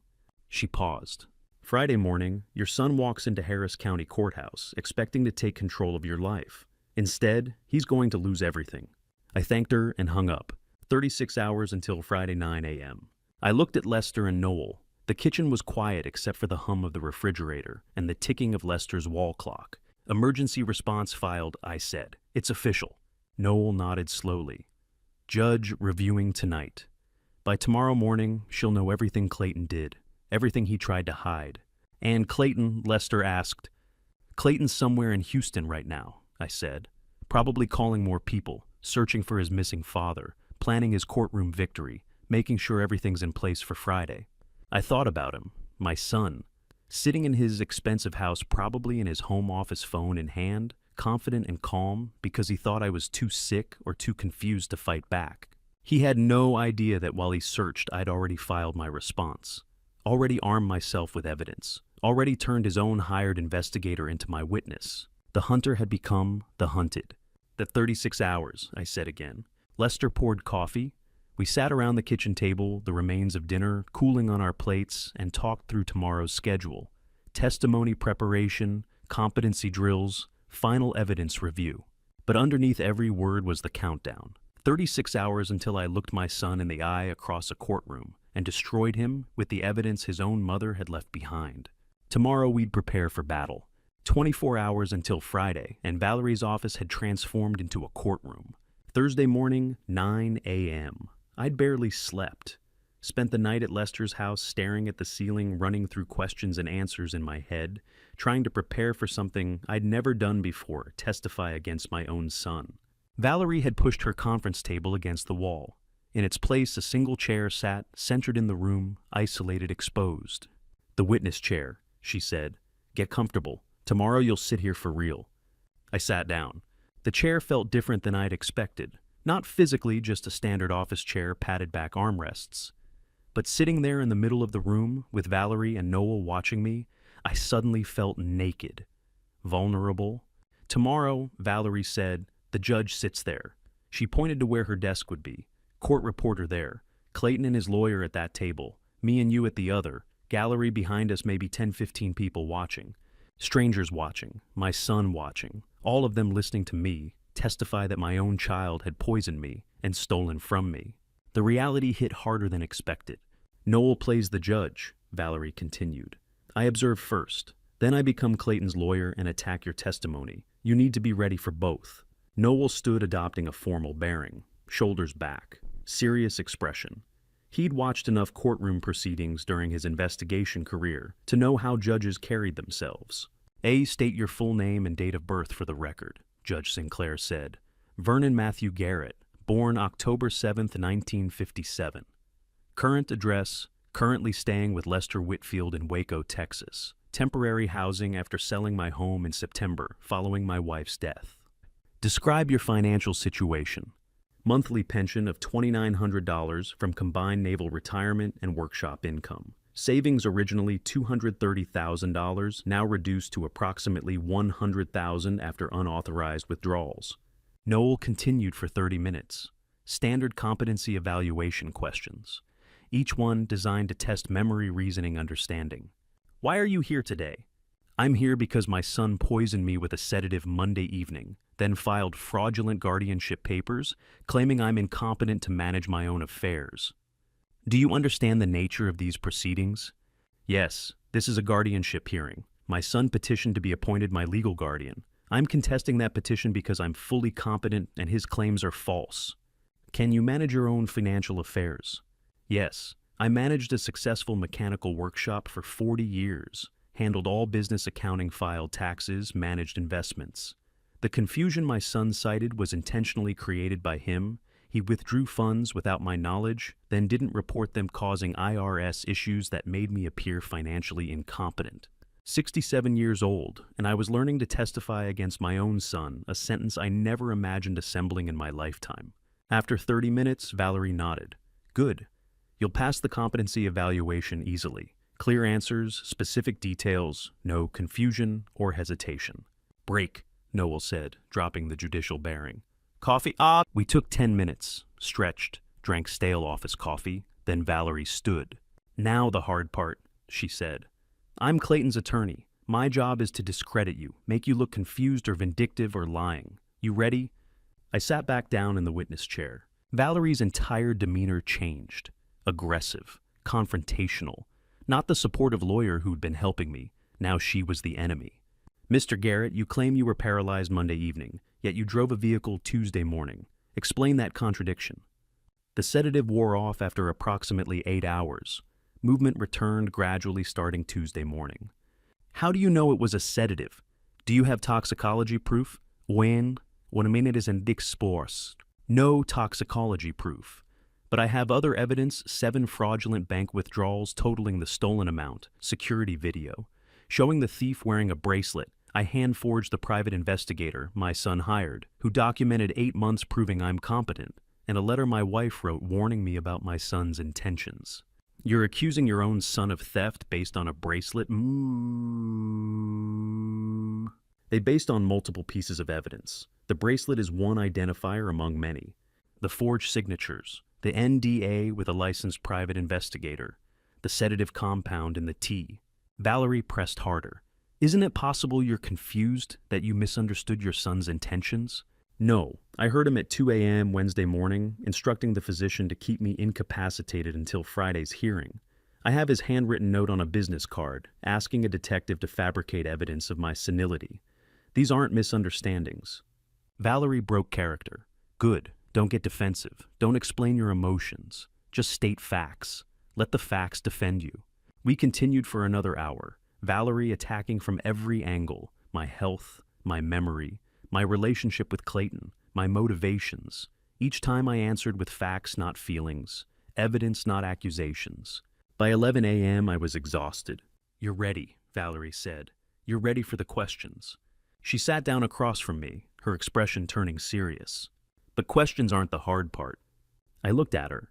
"The hard part," she said quietly, "is sitting 10 feet from your son while a judge decides between you, not showing emotion when he lies, not standing up and confronting him when he claims he was just trying to help his confused father. Remembering this is a legal proceeding, not a family fight." Valerie was teaching me to be a witness, not a father, to separate 42 years of love from 48 hours of evidence. "When he walks into that courtroom tomorrow," she continued, "every cell in your body is going to want confrontation. You can't. You sit quietly at our table, wait to be called, testify when asked. Let me fight the legal battle." "Can I do it?" I asked. "Sit there while he lies to a judge about me?" "I don't know," Valerie said honestly. "Most people can't. Seeing their own child lie under oath breaks something inside them. They lose control, start yelling, get ejected from court." "I won't," I said. But even as I said it, I wasn't sure.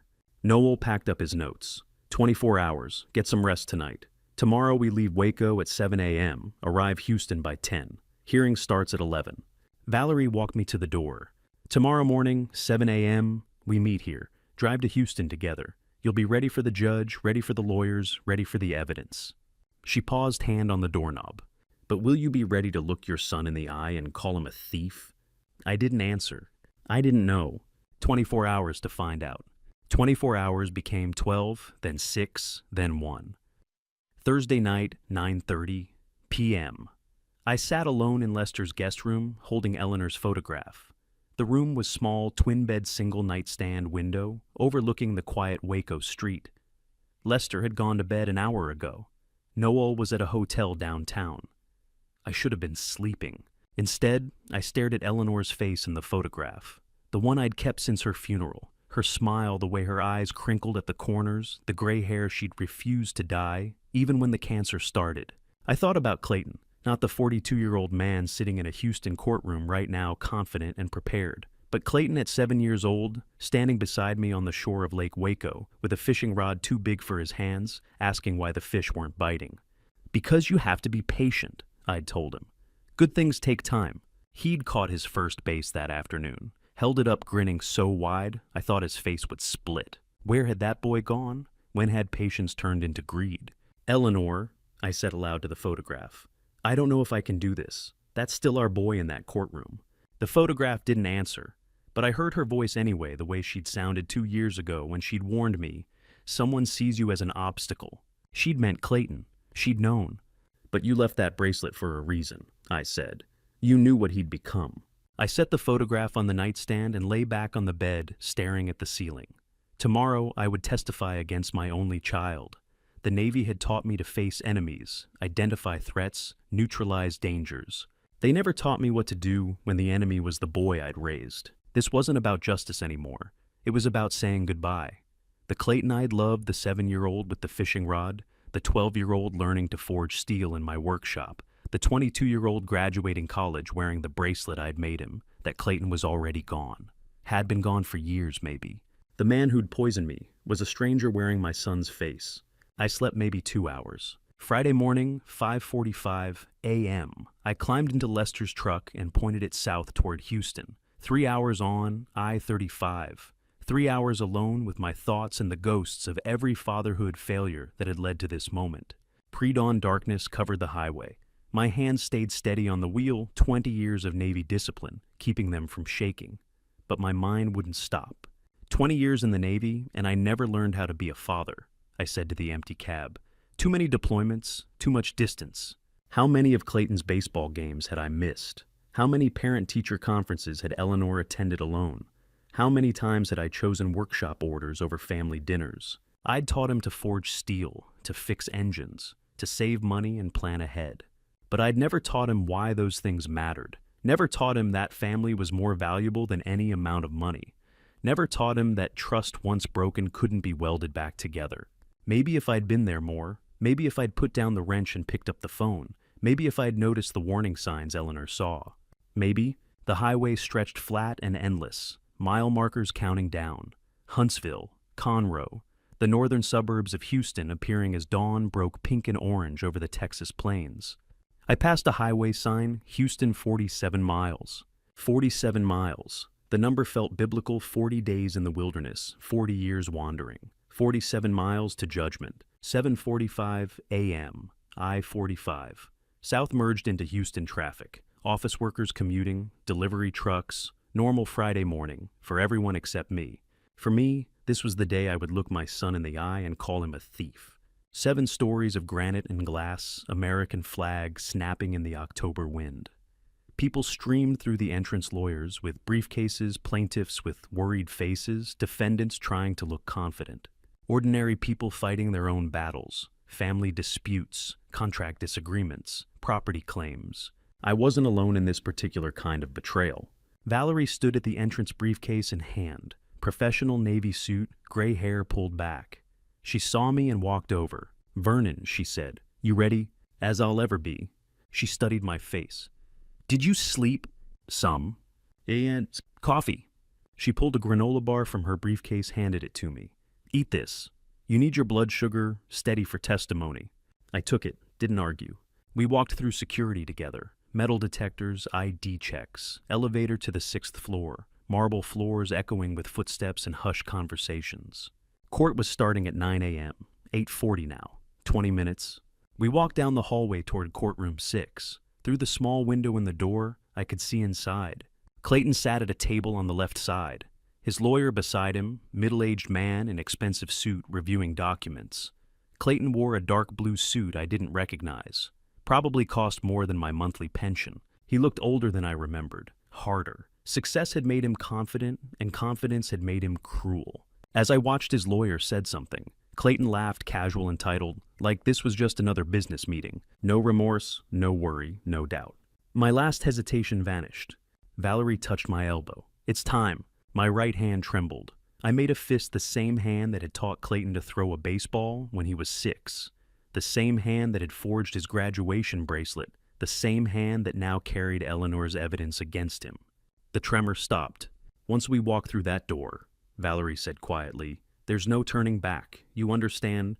I looked at her. "He crossed that line when he poisoned me.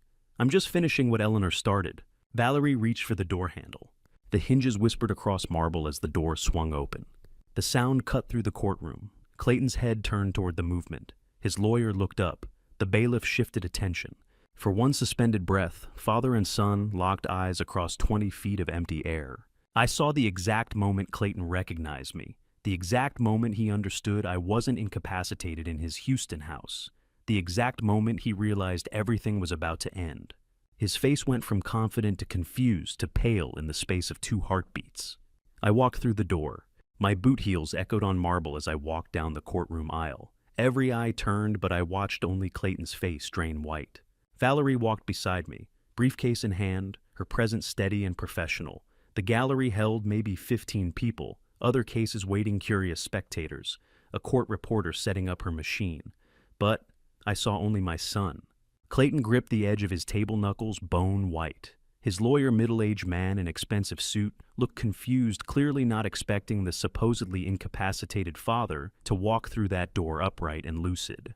I walked to the respondent table on the right side of the courtroom, sat down in the chair Valerie pulled out for me, set my hands flat on the table, fingers steady, met Clayton's eyes without flinching. He looked away first. "Let's get this done," I said quietly to Valerie. She nodded, arranging folders on the table between us. Noel Chambers sat in the gallery behind us, witness not participant, but present to testify when called. I heard him lean forward, whisper something I couldn't quite catch. Clayton's lawyer whispered back, urgent and low, "He looks healthy." "Shut up," Clayton hissed. "Just shut up." Too late. I'd already seen the recognition in Clayton's eyes. The poisoning had failed. The paralysis had worn off. His father wasn't helpless in a hospital bed somewhere. His father was sitting 10 feet away, fully competent, fully armed with evidence. Clayton looked healthier than I'd seen him in months. Expensive suit, professional haircut. But beneath the polish, I saw panic starting to set in. The drug hadn't broken me. It had hardened my resolve. The bailiff stood. All rise. We stood. The judge entered from her chambers, an African-American woman in her mid-50s with silver-streaked hair, pulled back reading glasses on a chain around her neck, and the sharp judicial presence of someone who'd heard every lie twice. She wore black robes, carried a thick folder, moved with the efficient grace of someone who didn't waste time. She sat. We sat. Judge Sinclair opened the folder, scanned the first page, then looked up at the courtroom. Her gaze moved from Clayton's table to mine, lingering on me for a moment. Case number 2024-GC-8847, she said. Her voice carried authority without needing volume. Garrett Emergency Guardianship Petition. Mr. Clayton Garrett petitioning for emergency guardianship of his father, Vernon Garrett, alleging mental incompetence and inability to manage personal affairs. She looked directly at me. You must be Mr. Vernon Garrett. Yes, Your Honor. And you're here to contest this petition. Yes, ma'am. Judge Sinclair removed her reading glasses, let them hang on the chain. I've reviewed the emergency response filed by your attorney, Ms. Townsend. Quite comprehensive. But before we get to evidence and arguments, I'd like to assess your competency directly. I understand, Your Honor. The courtroom air conditioning hummed. Fluorescent lights buzzed overhead. From 12 feet away, I could smell Clayton's cologne, same expensive brand Eleanor had bought him for Christmas 2019. The scent of it made my stomach turn. State your full name and date of birth for the record, Judge Sinclair said. Current address. Currently staying with a friend in Waco, Texas. Lester Whitfield, 847 Oak Street. Temporary housing after selling my home in September, following my wife's death. And prior to that, I owned a home in Waco for 37 years. Sold it in September after my wife Eleanor passed away. Moved to Houston to stay with my son. Your social security number. I recited it. 9 digits, no hesitation. Do you know what day it is? The Friday, October 11th, 2024. Do you understand why you're in this courtroom today? I looked at Clayton. He wouldn't meet my eyes. Yes, ma'am. My son filed an emergency guardianship petition, claiming I'm incompetent to manage my own affairs. I'm here to reject that application. Judge Sinclair made notes. Can you describe your current financial situation? Monthly income of $2,900 from naval retirement and workshop pension. Original savings of approximately $230,000, now reduced to roughly $103,000 after unauthorized withdrawals my son made between February and July this year. Unauthorized withdrawals, Judge Sinclair repeated, looking at Clayton's lawyer. Clayton's lawyer started to stand. Your Honor, we're not here to... I'm assessing competency, counselor. Sit down. Judge Sinclair turned back to me. Continue, Mr. Garrett. My hand rested flat on the table, perfectly steady. The same hand that had trembled in the hospital 4 days ago. The same hand Clayton thought would never grip a steering wheel again. My wife Eleanor died September 23rd. The day after her funeral, my son withdrew $22,000 from our joint account without my knowledge or permission. 6 more withdrawals followed over the next 6 months. Total amount, stolen $127,000. The courtroom was silent. And you remember all these dates and amounts? Judge Sinclair asked. Yes, ma'am. I have bank records to confirm them, but I remember. February 19th, $22,000. March 7th, $18,000. April 3rd, $15,000. May 15th, $25,000. June 9th, $19,000. July 2nd, $23,000. August 6th, $5,000. Total $127,000. I saw Clayton's jaw tighten. He'd hoped the poisoning would erase my memory. Make me confused, make me look incompetent. Instead, I was reciting his crimes from memory with perfect accuracy. Your Honor. I continued. On Monday, October 7th, my son gave me chamomile tea. 20 minutes later, I was completely paralyzed. I heard him tell a private physician at 2 a.m. that I needed to stay incapacitated until this hearing. I escaped Tuesday morning when the sedative wore off. Judge Sinclair set down her pen. You're alleging your son poisoned you to prevent you from appearing at this hearing. On this Topor Spurston. Yes, ma'am, and I have evidence to prove it. Judge Sinclair looked at Clayton, then at Clayton's lawyer, then back at me. Mr. Garrett, your father, seems remarkably lucid for someone allegedly suffering from dementia and incompetence. Clayton's lawyer stood. Your Honor, we'd like to request— Sit down, counselor. Judge Sinclair removed her reading glasses and set them on the bench. She looked directly at Clayton with an expression I recognized from 30 years of military tribunals, the look superior officers give sailors caught lying under oath. Clayton saw it too, as I watched my son's confidence crack like thin ice. Valerie Townsend rose from the respondents' table with the kind of controlled elegance that reminded me of Eleanor preparing for battle. She carried a leather portfolio that I knew contained every weapon my wife had forged before her death. Your Honor. Valerie said, her voice carrying across the silent courtroom. What you're about to see isn't just evidence of financial fraud. It's documentation of a son's systematic betrayal of his father, exposed with the help of the very investigator the petitioner hired to manufacture lies. Exhibit B, investigator Noel Chambers' surveillance report on Vernon Garrett, compiled over 8 months, ending September 2024. 327 hours of documented observation. The document appeared on screen, Noel's professional letterhead, his investigator's license number, printed beneath his name. Valerie read aloud, "Subject demonstrates excellent cognitive function across all observed interactions. Memory, sharp judgment, sound zero indicators of cognitive decline. Subject remains fully competent to manage personal and financial affairs. Conclusion, no evidence of dementia or incompetence found." That report was the professional conclusion of Mr. Chambers. When Clayton demanded he fabricate evidence, Mr. Chambers refused and terminated the contract. Clayton then forced a strict non-disclosure agreement on him, attempting to buy his silence. But as the court knows, an NDA cannot be used to protect or conceal an ongoing criminal conspiracy. From where I sat, I caught a glimpse of Noel across the gallery. His jaw was tight, but he nodded firmly. He had willingly broken that NDA to hand over these files, choosing justice over a corrupt paycheck. Exhibit D, forensic handwriting analysis comparing Vernon Garrett's genuine signature with the signatures on these withdrawal slips. A certified document appeared stamped and notarized. Expert conclusion, the signatures are forgeries. The person signing these withdrawal slips was not my client. Exhibit E, letter from the Internal Revenue Service dated September 4th of 2024, addressed to Vernon Garrett. Tax liability of $7,800 and $500 resulting from unreported capital gains. Gains that occurred when Clayton liquidated his father's investment accounts without proper documentation. Mr. Garrett didn't just lose his savings. He inherited a massive tax debt from his son's fraud. Exhibit G, Clayton Garrett's financial records obtained through court subpoena. Total debts over $180,000. Gambling losses, business failures, and personal loans from predatory lenders, explaining exactly why he panicked when the bank blocked his final $50,000 withdrawal attempt. The courtroom erupted in whispers. Judge Sinclair's gavel cracked like a rifle shot. Order. The original files filled the projection screen. I looked at my son. Clayton sat very still, his hands gripping the armrest. Whatever confidence he'd walked in with had drained completely out of him. I recognized the silence of a man watching his entire architecture of lies collapse. I watched Dr. Ian Blackwell open his mouth, close it, and open it again. Whatever he'd come to say, he couldn't say it.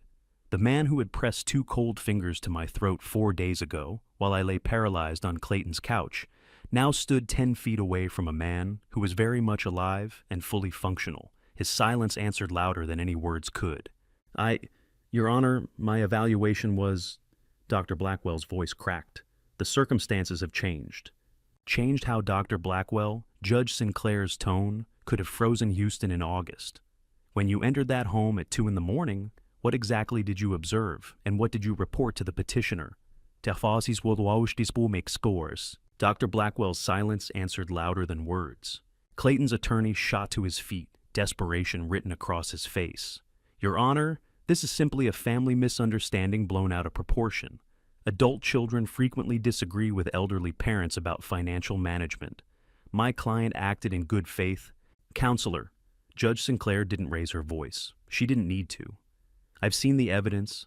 the forged signatures, the complicity of a private physician ignoring medical ethics, the arsenic. Unless you have something substantive to say, sit down. The attorney sat. I felt the weight shift in the courtroom. The case was over. Everyone knew it. Clayton's confident smirk had vanished, completely replaced by the pale, tight-jawed expression of a man watching his world collapse in real time. Then a chair scraped against the gallery floor. Your Honor. Celeste's voice barely carried across the courtroom. I need to testify. Please. The courtroom erupted. Clayton spun in his seat, face draining of what little color remained. Celeste, sit down, now. She didn't look at him, didn't acknowledge he'd spoken. She kept her eyes locked on Judge Sinclair. Mrs. Garrett, the judge said slowly, do you understand you're asking to testify against your husband? Yes, ma'am, Celeste's voice steadied. I understand. Approach the stand. Bailiff, swear her in. I watched my daughter-in-law walk down the center aisle. She passed within 3 feet of Clayton's table. He reached for her arm. She stepped away without breaking stride, without meeting his eyes, and I saw something in Clayton's expression I'd never seen before. Pure animal fear. The bailiff swore Celeste in. A man in his early 40s wearing a gray uniform, calm and professional, despite the chaos crackling through the room. His nameplate read, Marcus Reed. He'd probably seen 1,000 courtroom dramas, but even he looked surprised when Celeste raised her right hand. Valerie approached the witness stand. Mrs. Garrett, what did your husband tell you about Vernon Garrett's condition? Celeste's hands twisted in her lap. Clayton told me his father had maybe 6 months left. Final stage cognitive decline. He said we had to act fast before Vernon hurt himself, or lost everything to scammers. Did you believe him? Yes. Tears tracked down Celeste's face. Vernon would call asking for help, sounding confused, saying strange things. Clayton said it was the dementia talking. He said blocking the calls was protecting him. I remembered those calls, the fog in my brain, my slurred words, the confusion that came from whatever Clayton had been putting in my tea.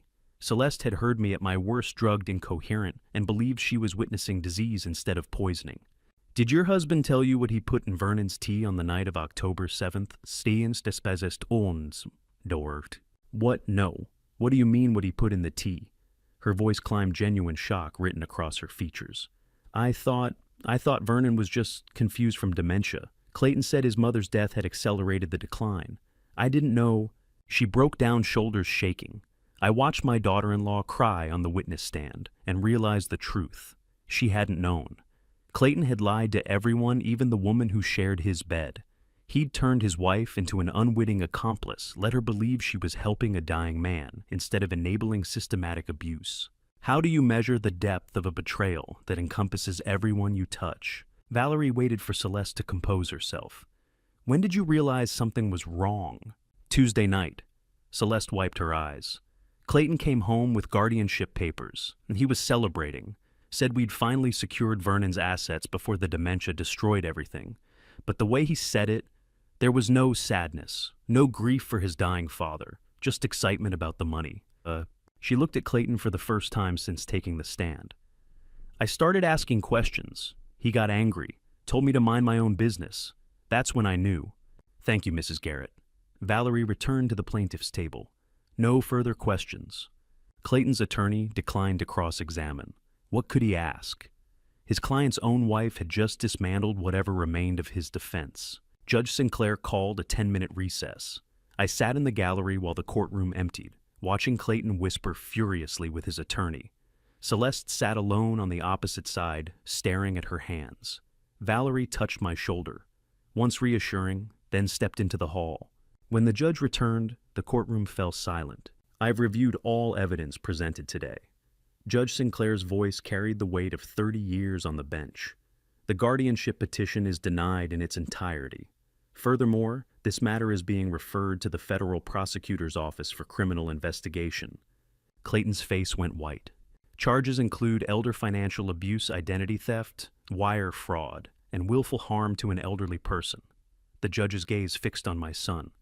Mr. Reed, hold the defendant. Clayton's attorney stood. Your Honor, my client should be released on his own recognizance. Bailiff Marcus Reed moved toward the defendant's table, his hand coming to rest on Clayton's shoulder. My son sat frozen for 3 heartbeats. Then he turned, looking across the courtroom one last time. Not at Celeste, who'd just destroyed his defense. Not at his attorney who'd failed to save him. At me.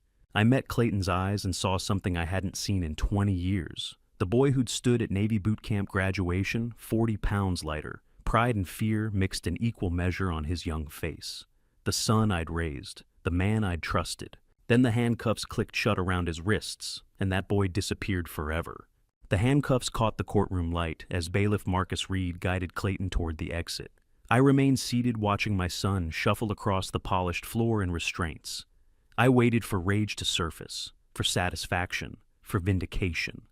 Instead, I felt nothing but the hollow weight of a father burying his child while that child still breathed. Clayton reached the courtroom door and stopped. Reed's hand stayed firm on his shoulder, but my son turned anyway, twisting to look back across the empty gallery. Our eyes met. His face had gone red around the eyes. His lips trembled. The cocky confidence he'd worn for 3 weeks, the smirk that said he'd won, that said his father was too drugged to fight back, had shattered completely. What remained was the desperate look of someone just realizing the consequences are real. "Dad," Clayton's voice cracked on the single syllable. "Keep moving, Mr. Garrett." Reed's tone remained professional calm, the voice of a man who'd escorted 1,000 defendants to processing. I said nothing, just watched. Clayton opened his mouth again, closed it then, let Reed guide him into the hallway. The courtroom door swung shut behind them, with a soft click that sounded louder than it should have. I sat in the silence that followed. The controlled anger that had kept me upright through Valerie's examination and her flawless evidence presentation began to settle. The drugs Clayton had secretly given me had completely metabolized away. What remained was a 67-year-old man who just destroyed his only child because that child had tried to destroy him first. "Wait," my voice carried across the courtroom. "Please, 1 minute." Reed appeared in the doorway, one hand still on Clayton's arm. He looked at Judge Sinclair. The judge had been gathering her papers. She paused, reading something in my expression, then nodded once. "1 minute, Mr. Garrett, then he goes to processing." I walked across the courtroom, my boots hitting the polished floor with the steady rhythm Eleanor used to say came from 30 years of Navy discipline. Reed stepped aside as I entered the marble hallway. Clayton stood 3 feet away, handcuffs gleaming under fluorescent lights. Father and son, 3 feet and a lifetime of betrayal between us. "Dad, I'm sorry." Clayton's words tumbled out fast, desperate. The pressure, the debt, I didn't know what else to do. The business failed, the creditors were calling every day I was drowning. "Stop." I kept my voice level. "Don't explain, don't justify, just listen." Clayton's mouth snapped shut. "What do you say to the child you raised when he stands in handcuffs for trying to kill you? When every memory of his childhood is true, the baseball games, the homework helped the pride at his graduation, and every action of his adulthood is betrayal, when love and justice stand on opposite sides of an unbridgeable gap." "I built everything for you," I said quietly.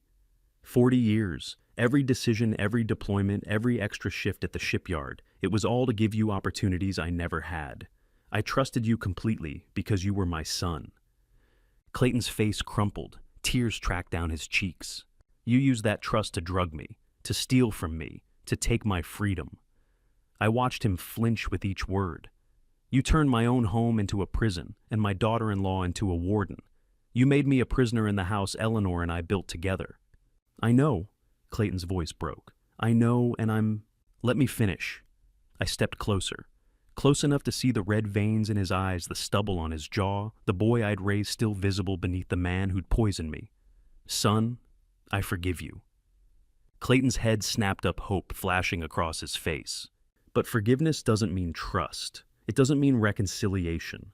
It doesn't mean another chance. I held his gaze. "I forgive you because carrying hatred would poison me far worse than whatever you put in that tea. I forgive you because your mother would want me to find peace." I reached out and touched his shoulder, the same shoulder I'd gripped at his high school graduation, at his wedding, at Eleanor's funeral. "But we're done, Clayton. You and me, this is goodbye." "Is Dad, please. Peace be with you, son." I let my hand fall. "I mean that. I hope you find it in whatever comes next." I turned toward the courthouse exit. Clayton's voice rose behind me, desperate and breaking. "Dom, please don't leave like this." I kept walking. My boots hit marble in steady rhythm. Left foot, right foot. Each step carrying me farther from the son I'd loved and closer to the life Eleanor wanted me to reclaim. The life Clayton had tried to steal. Vernon. Valerie appeared beside me in the hallway, her voice quiet. Are you all right? I will be. 2 words, simple truth. Not all right now, but moving toward it with every step. Behind us, Clayton's voice echoed off marble walls. Dad, please! I didn't slow down, didn't look back. The double doors to the courthouse exit stood 50 feet ahead. October sunlight streaming through the glass panels. Freedom. Air that didn't taste like sedatives and lies. A future that belonged to me again. Valerie matched my pace, her heels clicking beside my boots. She didn't ask again, didn't push. Just walked beside me the way Eleanor would have steady presence without demands. I pushed through the courthouse doors into October sunlight. The warmth hit my face, genuine Texas heat after 3 months of climate-controlled imprisonment. Behind me, through the glass doors, I could see Clayton's silhouette, one hand raised despite the handcuffs, mouth moving, calling words I couldn't hear through the thick glass. Words I wouldn't answer, even if I could. I squared my shoulders, turned toward the granite steps leading down to the street, and started walking. Valerie's car waited at the curb, white and clean in the midday sun. Behind me, Clayton kept calling, kept reaching. I didn't look back.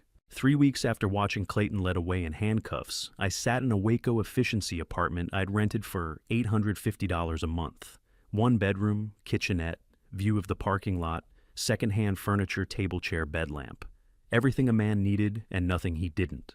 This was freedom without my son.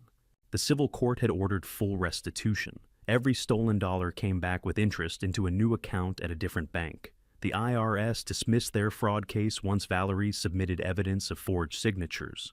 My credit, my financial standing, my legal competency all restored. Everything except my family. Lester knocked on my door the second week, carrying casserole and concern. You don't have to live in this shoebox, Vernon, he said. You've got money now. Buy a house. How's your health? Better. I held out my right hand. Steady, no tremor. Headaches gone, vision cleared, appetite back. Amazing what happens when nobody's poisoning your tea. My son had been that meticulous, that patient, that cruel. As federal charges filed yet, Lester asked. Valerie called yesterday. Trial set for October 2025. I glanced at the calendar, November 2024. 11 months. Justice grinds slow. Those months passed like water through my hands. The federal trial convened October 13, 2025, and ran 4 days. The jury deliberated for 5 hours before returning a unanimous guilty verdict. Sentencing was scheduled soon after. The federal prosecutor presented the same evidence Valerie had used a year earlier. Eleanor's letter, the bank footage, the forged signatures, the investigative files. But they added medical testimony doctors explaining how the arsenic compound administered in sublethal doses over 3 months progressively suppresses neurological function, mimicking cognitive decline and daily behavior before causing complete paralysis. 3 more months of daily exposure, they testified, would have been fatal. Clayton sat at the defendant's table in orange thinner than a year ago, hair grayer, face hollow. He'd been held without bail for 12 months, a clear flight risk given the severity of the federal charges. His attorney offered no substantive defense, just mitigation, financial desperation, business failure, family breakdown after Eleanor's death. The same excuses Clayton had tried to give me in the courthouse hallway before I'd walked away. Sentencing came. December 15th, 2025. Exactly 14 months after Judge Sinclair had ordered Clayton's arrest in civil court. I sat in the same gallery seat, watching the same son stand before a different judge. Clayton Garrett. Judge Foster's voice carried federal authority. You are sentenced to 10 years in federal prison, followed by 3 years supervised release. You will make full restitution for all stolen funds, legal fees, and medical expenses. The gavel fell, one sharp crack. I sat with my hands flat on the gallery bench, steady and still. The tremor from the poisoning had disappeared months ago. My vision was clear, my mind was sharp, my body was mine again. So was my money, my freedom, my future. But my family was gone. Clayton turned as the bailiff approached. Our eyes met. Dad, I said nothing. Watched him disappear through the courtroom door for the second time in 14 months. This time for a decade. I'd expected to feel victory, vindication, the satisfaction of justice served. Instead, I felt only profound emptiness, a hollow space where my son used to be, where my wife used to be, where the life I'd built for 40 years used to be. Winning the legal battle hadn't healed the loss. It had just made it official. Valerie walked beside me out of the federal courthouse into the crisp December sunlight. The cold air felt refreshing after months of dark legal battles, a dynamic ending to a year of survival. "What will you do now?" Valerie asked quietly. "It's finally over." I looked at the Houston skyline, then back at the courthouse behind us. 12 months of depositions and hearings and trials, 12 months of fighting, 12 months of being Vernon Garrett, the victim, the survivor, the man who'd destroyed his own son to save himself. The fight was over, and I had no idea who Vernon Garrett was supposed to be without it. December 2025, I carried my third and final box up 2 flights of stairs to apartment 3B. Everything I owned fit in 3 cardboard boxes and 1 duffel bag. 68 years of living reduced to what one man could carry in 2 trips. It felt exactly right. The apartment overlooked a small city park where oak trees dropped winter leaves, 2 bedrooms, morning light through the windows. I unpacked methodically clothes, mechanical tools, Eleanor's photo on the nightstand, beside the empty tin box that had held her evidence. I made coffee and sat by the window watching leaves fall. No lawyers, no depositions, no court dates, no Clayton. Just me and the life I'd fought 14 months to reclaim. I looked at Eleanor's photo. "We made it," I said to the empty room. "Not the way we planned, but we made it." I've settled into a routine. The fun takes most of my days, but when the office goes quiet, the silence in this apartment is heavy. I've spent 14 months fighting for consciousness, for evidence, for justice, for sentencing. The fight had given me purpose when grief took everything else. Now the fight is over, and I realized I didn't want a quiet retirement. The battle against Clayton had shown me something fundamental. I was strongest, not when resting, but when protecting others. Eleanor had known that before I did. That's why she'd left the evidence, not just to save me, but to transform me. "Eleanor," I said to her in the photo, "what do I do with all this now?" The answer came like she was sitting beside me. "Use it." I called Valerie. "Vernon, hi. How's the new place?" "Good. Quiet. Too quiet." I looked at the park. "I have an idea. I want to use the money Clayton stole, turn it into something Eleanor would be proud of." "I'm listening." "The Eleanor Garrett Elder Protection Fund. Free legal help for Texas seniors facing financial abuse from family members. Stop the next Clayton before he poisons the next me." Silence. Then, "Vernon, will you serve as lead counsel, pro bono in my case, paid rate when the fund grows?" "Yes, absolutely yes." "When do we start?" "Now."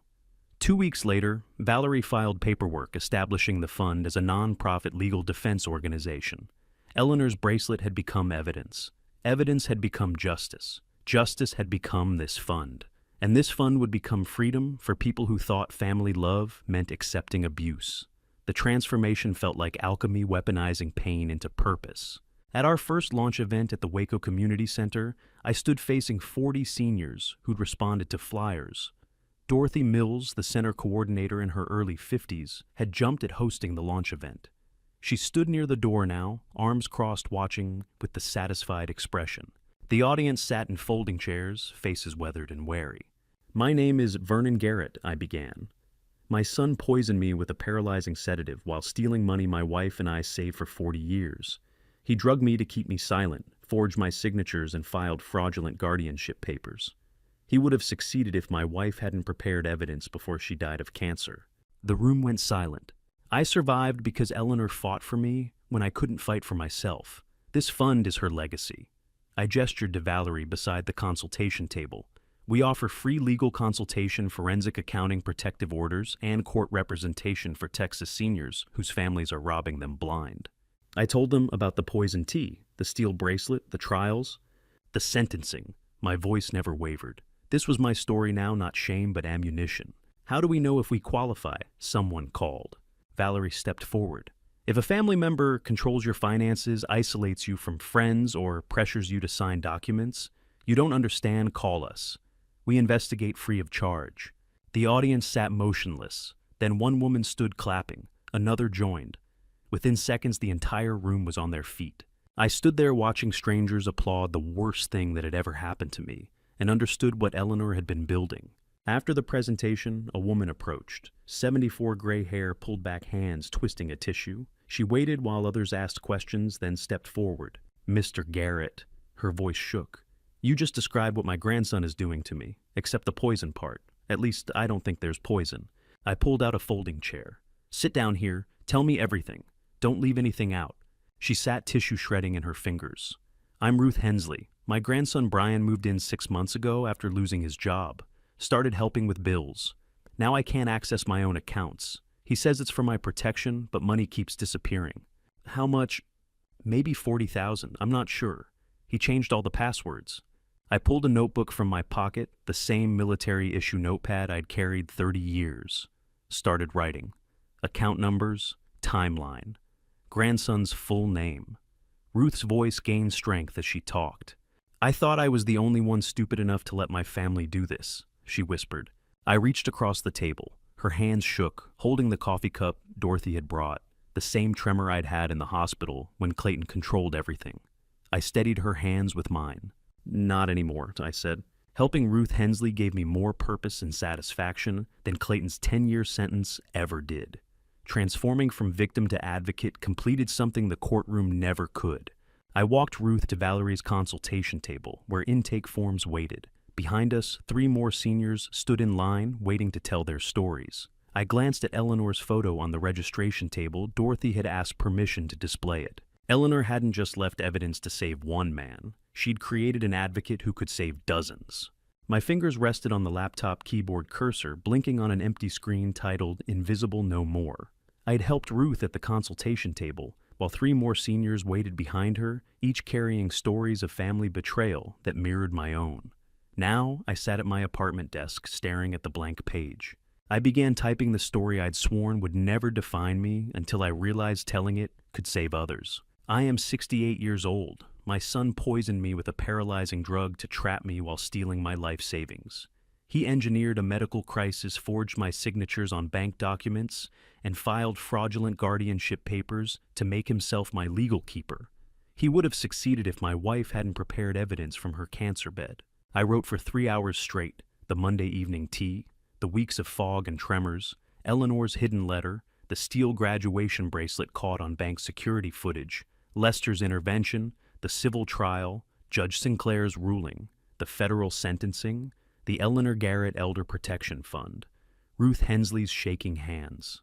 Every detail I'd lived through now transformed into ammunition for others.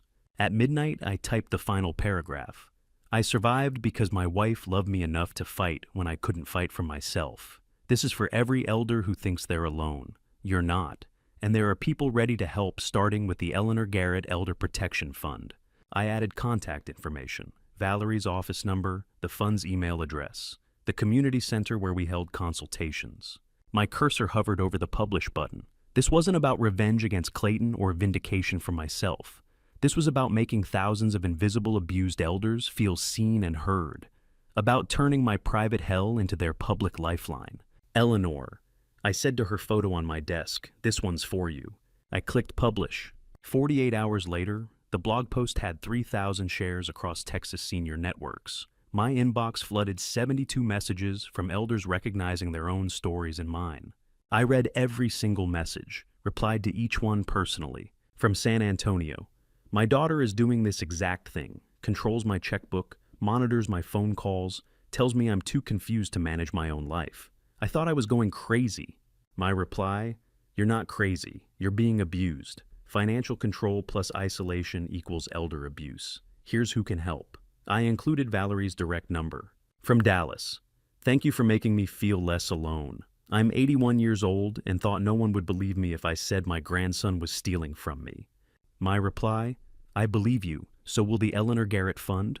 Call this number tomorrow. Tell them Vernon sent you." From Austin, "Your wife saved you from beyond the grave. Mine just died last month. I wish she'd left me a map like Eleanor left you." My reply, "She did. You're reading it right now. This blog post is your map. Follow it. If you're reading this and recognizing your own story, your child, your grandchild, your caregiver, taking what isn't theirs, you are not invisible. You are not alone. The silence they've wrapped around you isn't protection. It's control. And you can break it the same way I did. One phone call, one conversation, one refusal to disappear. December 20th, 2025, 2 p.m. I drove to my old Waco workshop on Industrial Boulevard. I'd called ahead. The Lieutenant Marcus Flynn, a machinist in his 30s, had agreed to let me visit. He met me at the door, wiping oil from his hands with a red rag. "Mr. Garrett, come in. Take your time. The place has good energy." I stepped into the workshop and the smell hit me. First machine oil, hot metal, the particular scent of steel being shaped under pressure. 20 years of memories lived in these walls. I'd built carburetors at that workbench, forged custom brackets at that table, taught my son metalwork in this exact space. I walked to the forging table, ran my hand across the scarred steel surface. It's cold now, no fire burning beneath it. Taught my son to forge steel at this table, I said to Marcus, who stood respectfully near the door. Thought I was teaching him to build things. Marcus nodded, saying nothing. Good instinct. I pressed my palm flat against the table. Turns out he learned to forge signatures instead. I'd given him the idea without knowing it. Steel doesn't break when you forge it. It transforms. Heat and pressure don't destroy. They reveal what was always there beneath the surface. Clayton's heat and pressure hadn't destroyed me. They had revealed the advocate Eleanor knew I could become. I stood at the forging table, where I'd taught my son to shape metal, where I'd accidentally taught him to weaponize trust, and felt no anger, no resentment about Eleanor's death, no bitterness about Clayton's betrayal. Just clarity, the kind that comes only to people transformed by fire. I placed my calloused palm on the cold steel one last time. "I forgive you, son," I said to the empty air, "but I don't need you anymore." I walked toward the exit. Marcus held the door. "Thank you," I told him. "Anytime, Mr. Garrett, you built something good here. I can feel it." I stepped into the December sun, warm on my face despite the winter date. Texas heat that never quite disappeared, even when calendars said it should. I closed the workshop door behind me and understood the final truth I gave Clayton life once 42 years ago in a Houston hospital. And I took back my own life later in a courtroom with Eleanor's evidence and my refusal to disappear. No one can erase you if you refuse to vanish. I walked to my truck. Eleanor's photo sat on the passenger seat where I'd placed it that morning, her face young and smiling, frozen before cancer, before Clayton, before everything went dark. "Eleanor," I said, climbing into the driver's seat. "We made it. Different than we planned, but we made it." My phone buzzed. Another message. Another Texas senior who'd read Invisible No More and finally felt seen. I answered it. I always will. 68 years old, still here, still fighting, still visible. And to you listening to my story, remember this: no one can erase you if you refuse to disappear. I spent 67 years trusting without question. I gave my son everything: my knowledge, my home, my savings. When Eleanor warned me about Clayton's debts, about how he circled our finances like a predator, I defended him. "He's our son," I told her. "Family doesn't do that to family." I was wrong. My refusal to see the truth nearly cost my life. If you're facing family betrayal right now, please don't make my mistake. Don't ignore the warning signs because you think blood means loyalty. Financial abuse is still abuse. Isolation is still control. And trust without accountability is just permission for someone to destroy you. I believe God put Eleanor in my life, not just to love me, but to save me when I wouldn't save myself. She fought from her deathbed to protect me. That's the kind of family story worth telling, not the one where my son poisoned me, but the one where my wife's love outlasted death itself. I'd love to hear from you. Have you experienced family betrayal? Or do you know someone trapped in a situation like mine? Leave a comment below. Share this family story with anyone who needs to hear it. Sometimes knowing you're not alone is the first step to freedom. And if you believe stories like mine matter, please subscribe to Revenge Dad. Together, we make sure no elder becomes invisible. Thank you for staying until the very end of this family story. Your time means everything to me. One last note: while this narrative includes fictionalized elements for storytelling and reflection, the core lesson about recognizing family betrayal and protecting yourself remains real. May you never need this knowledge, but may you have it if you do.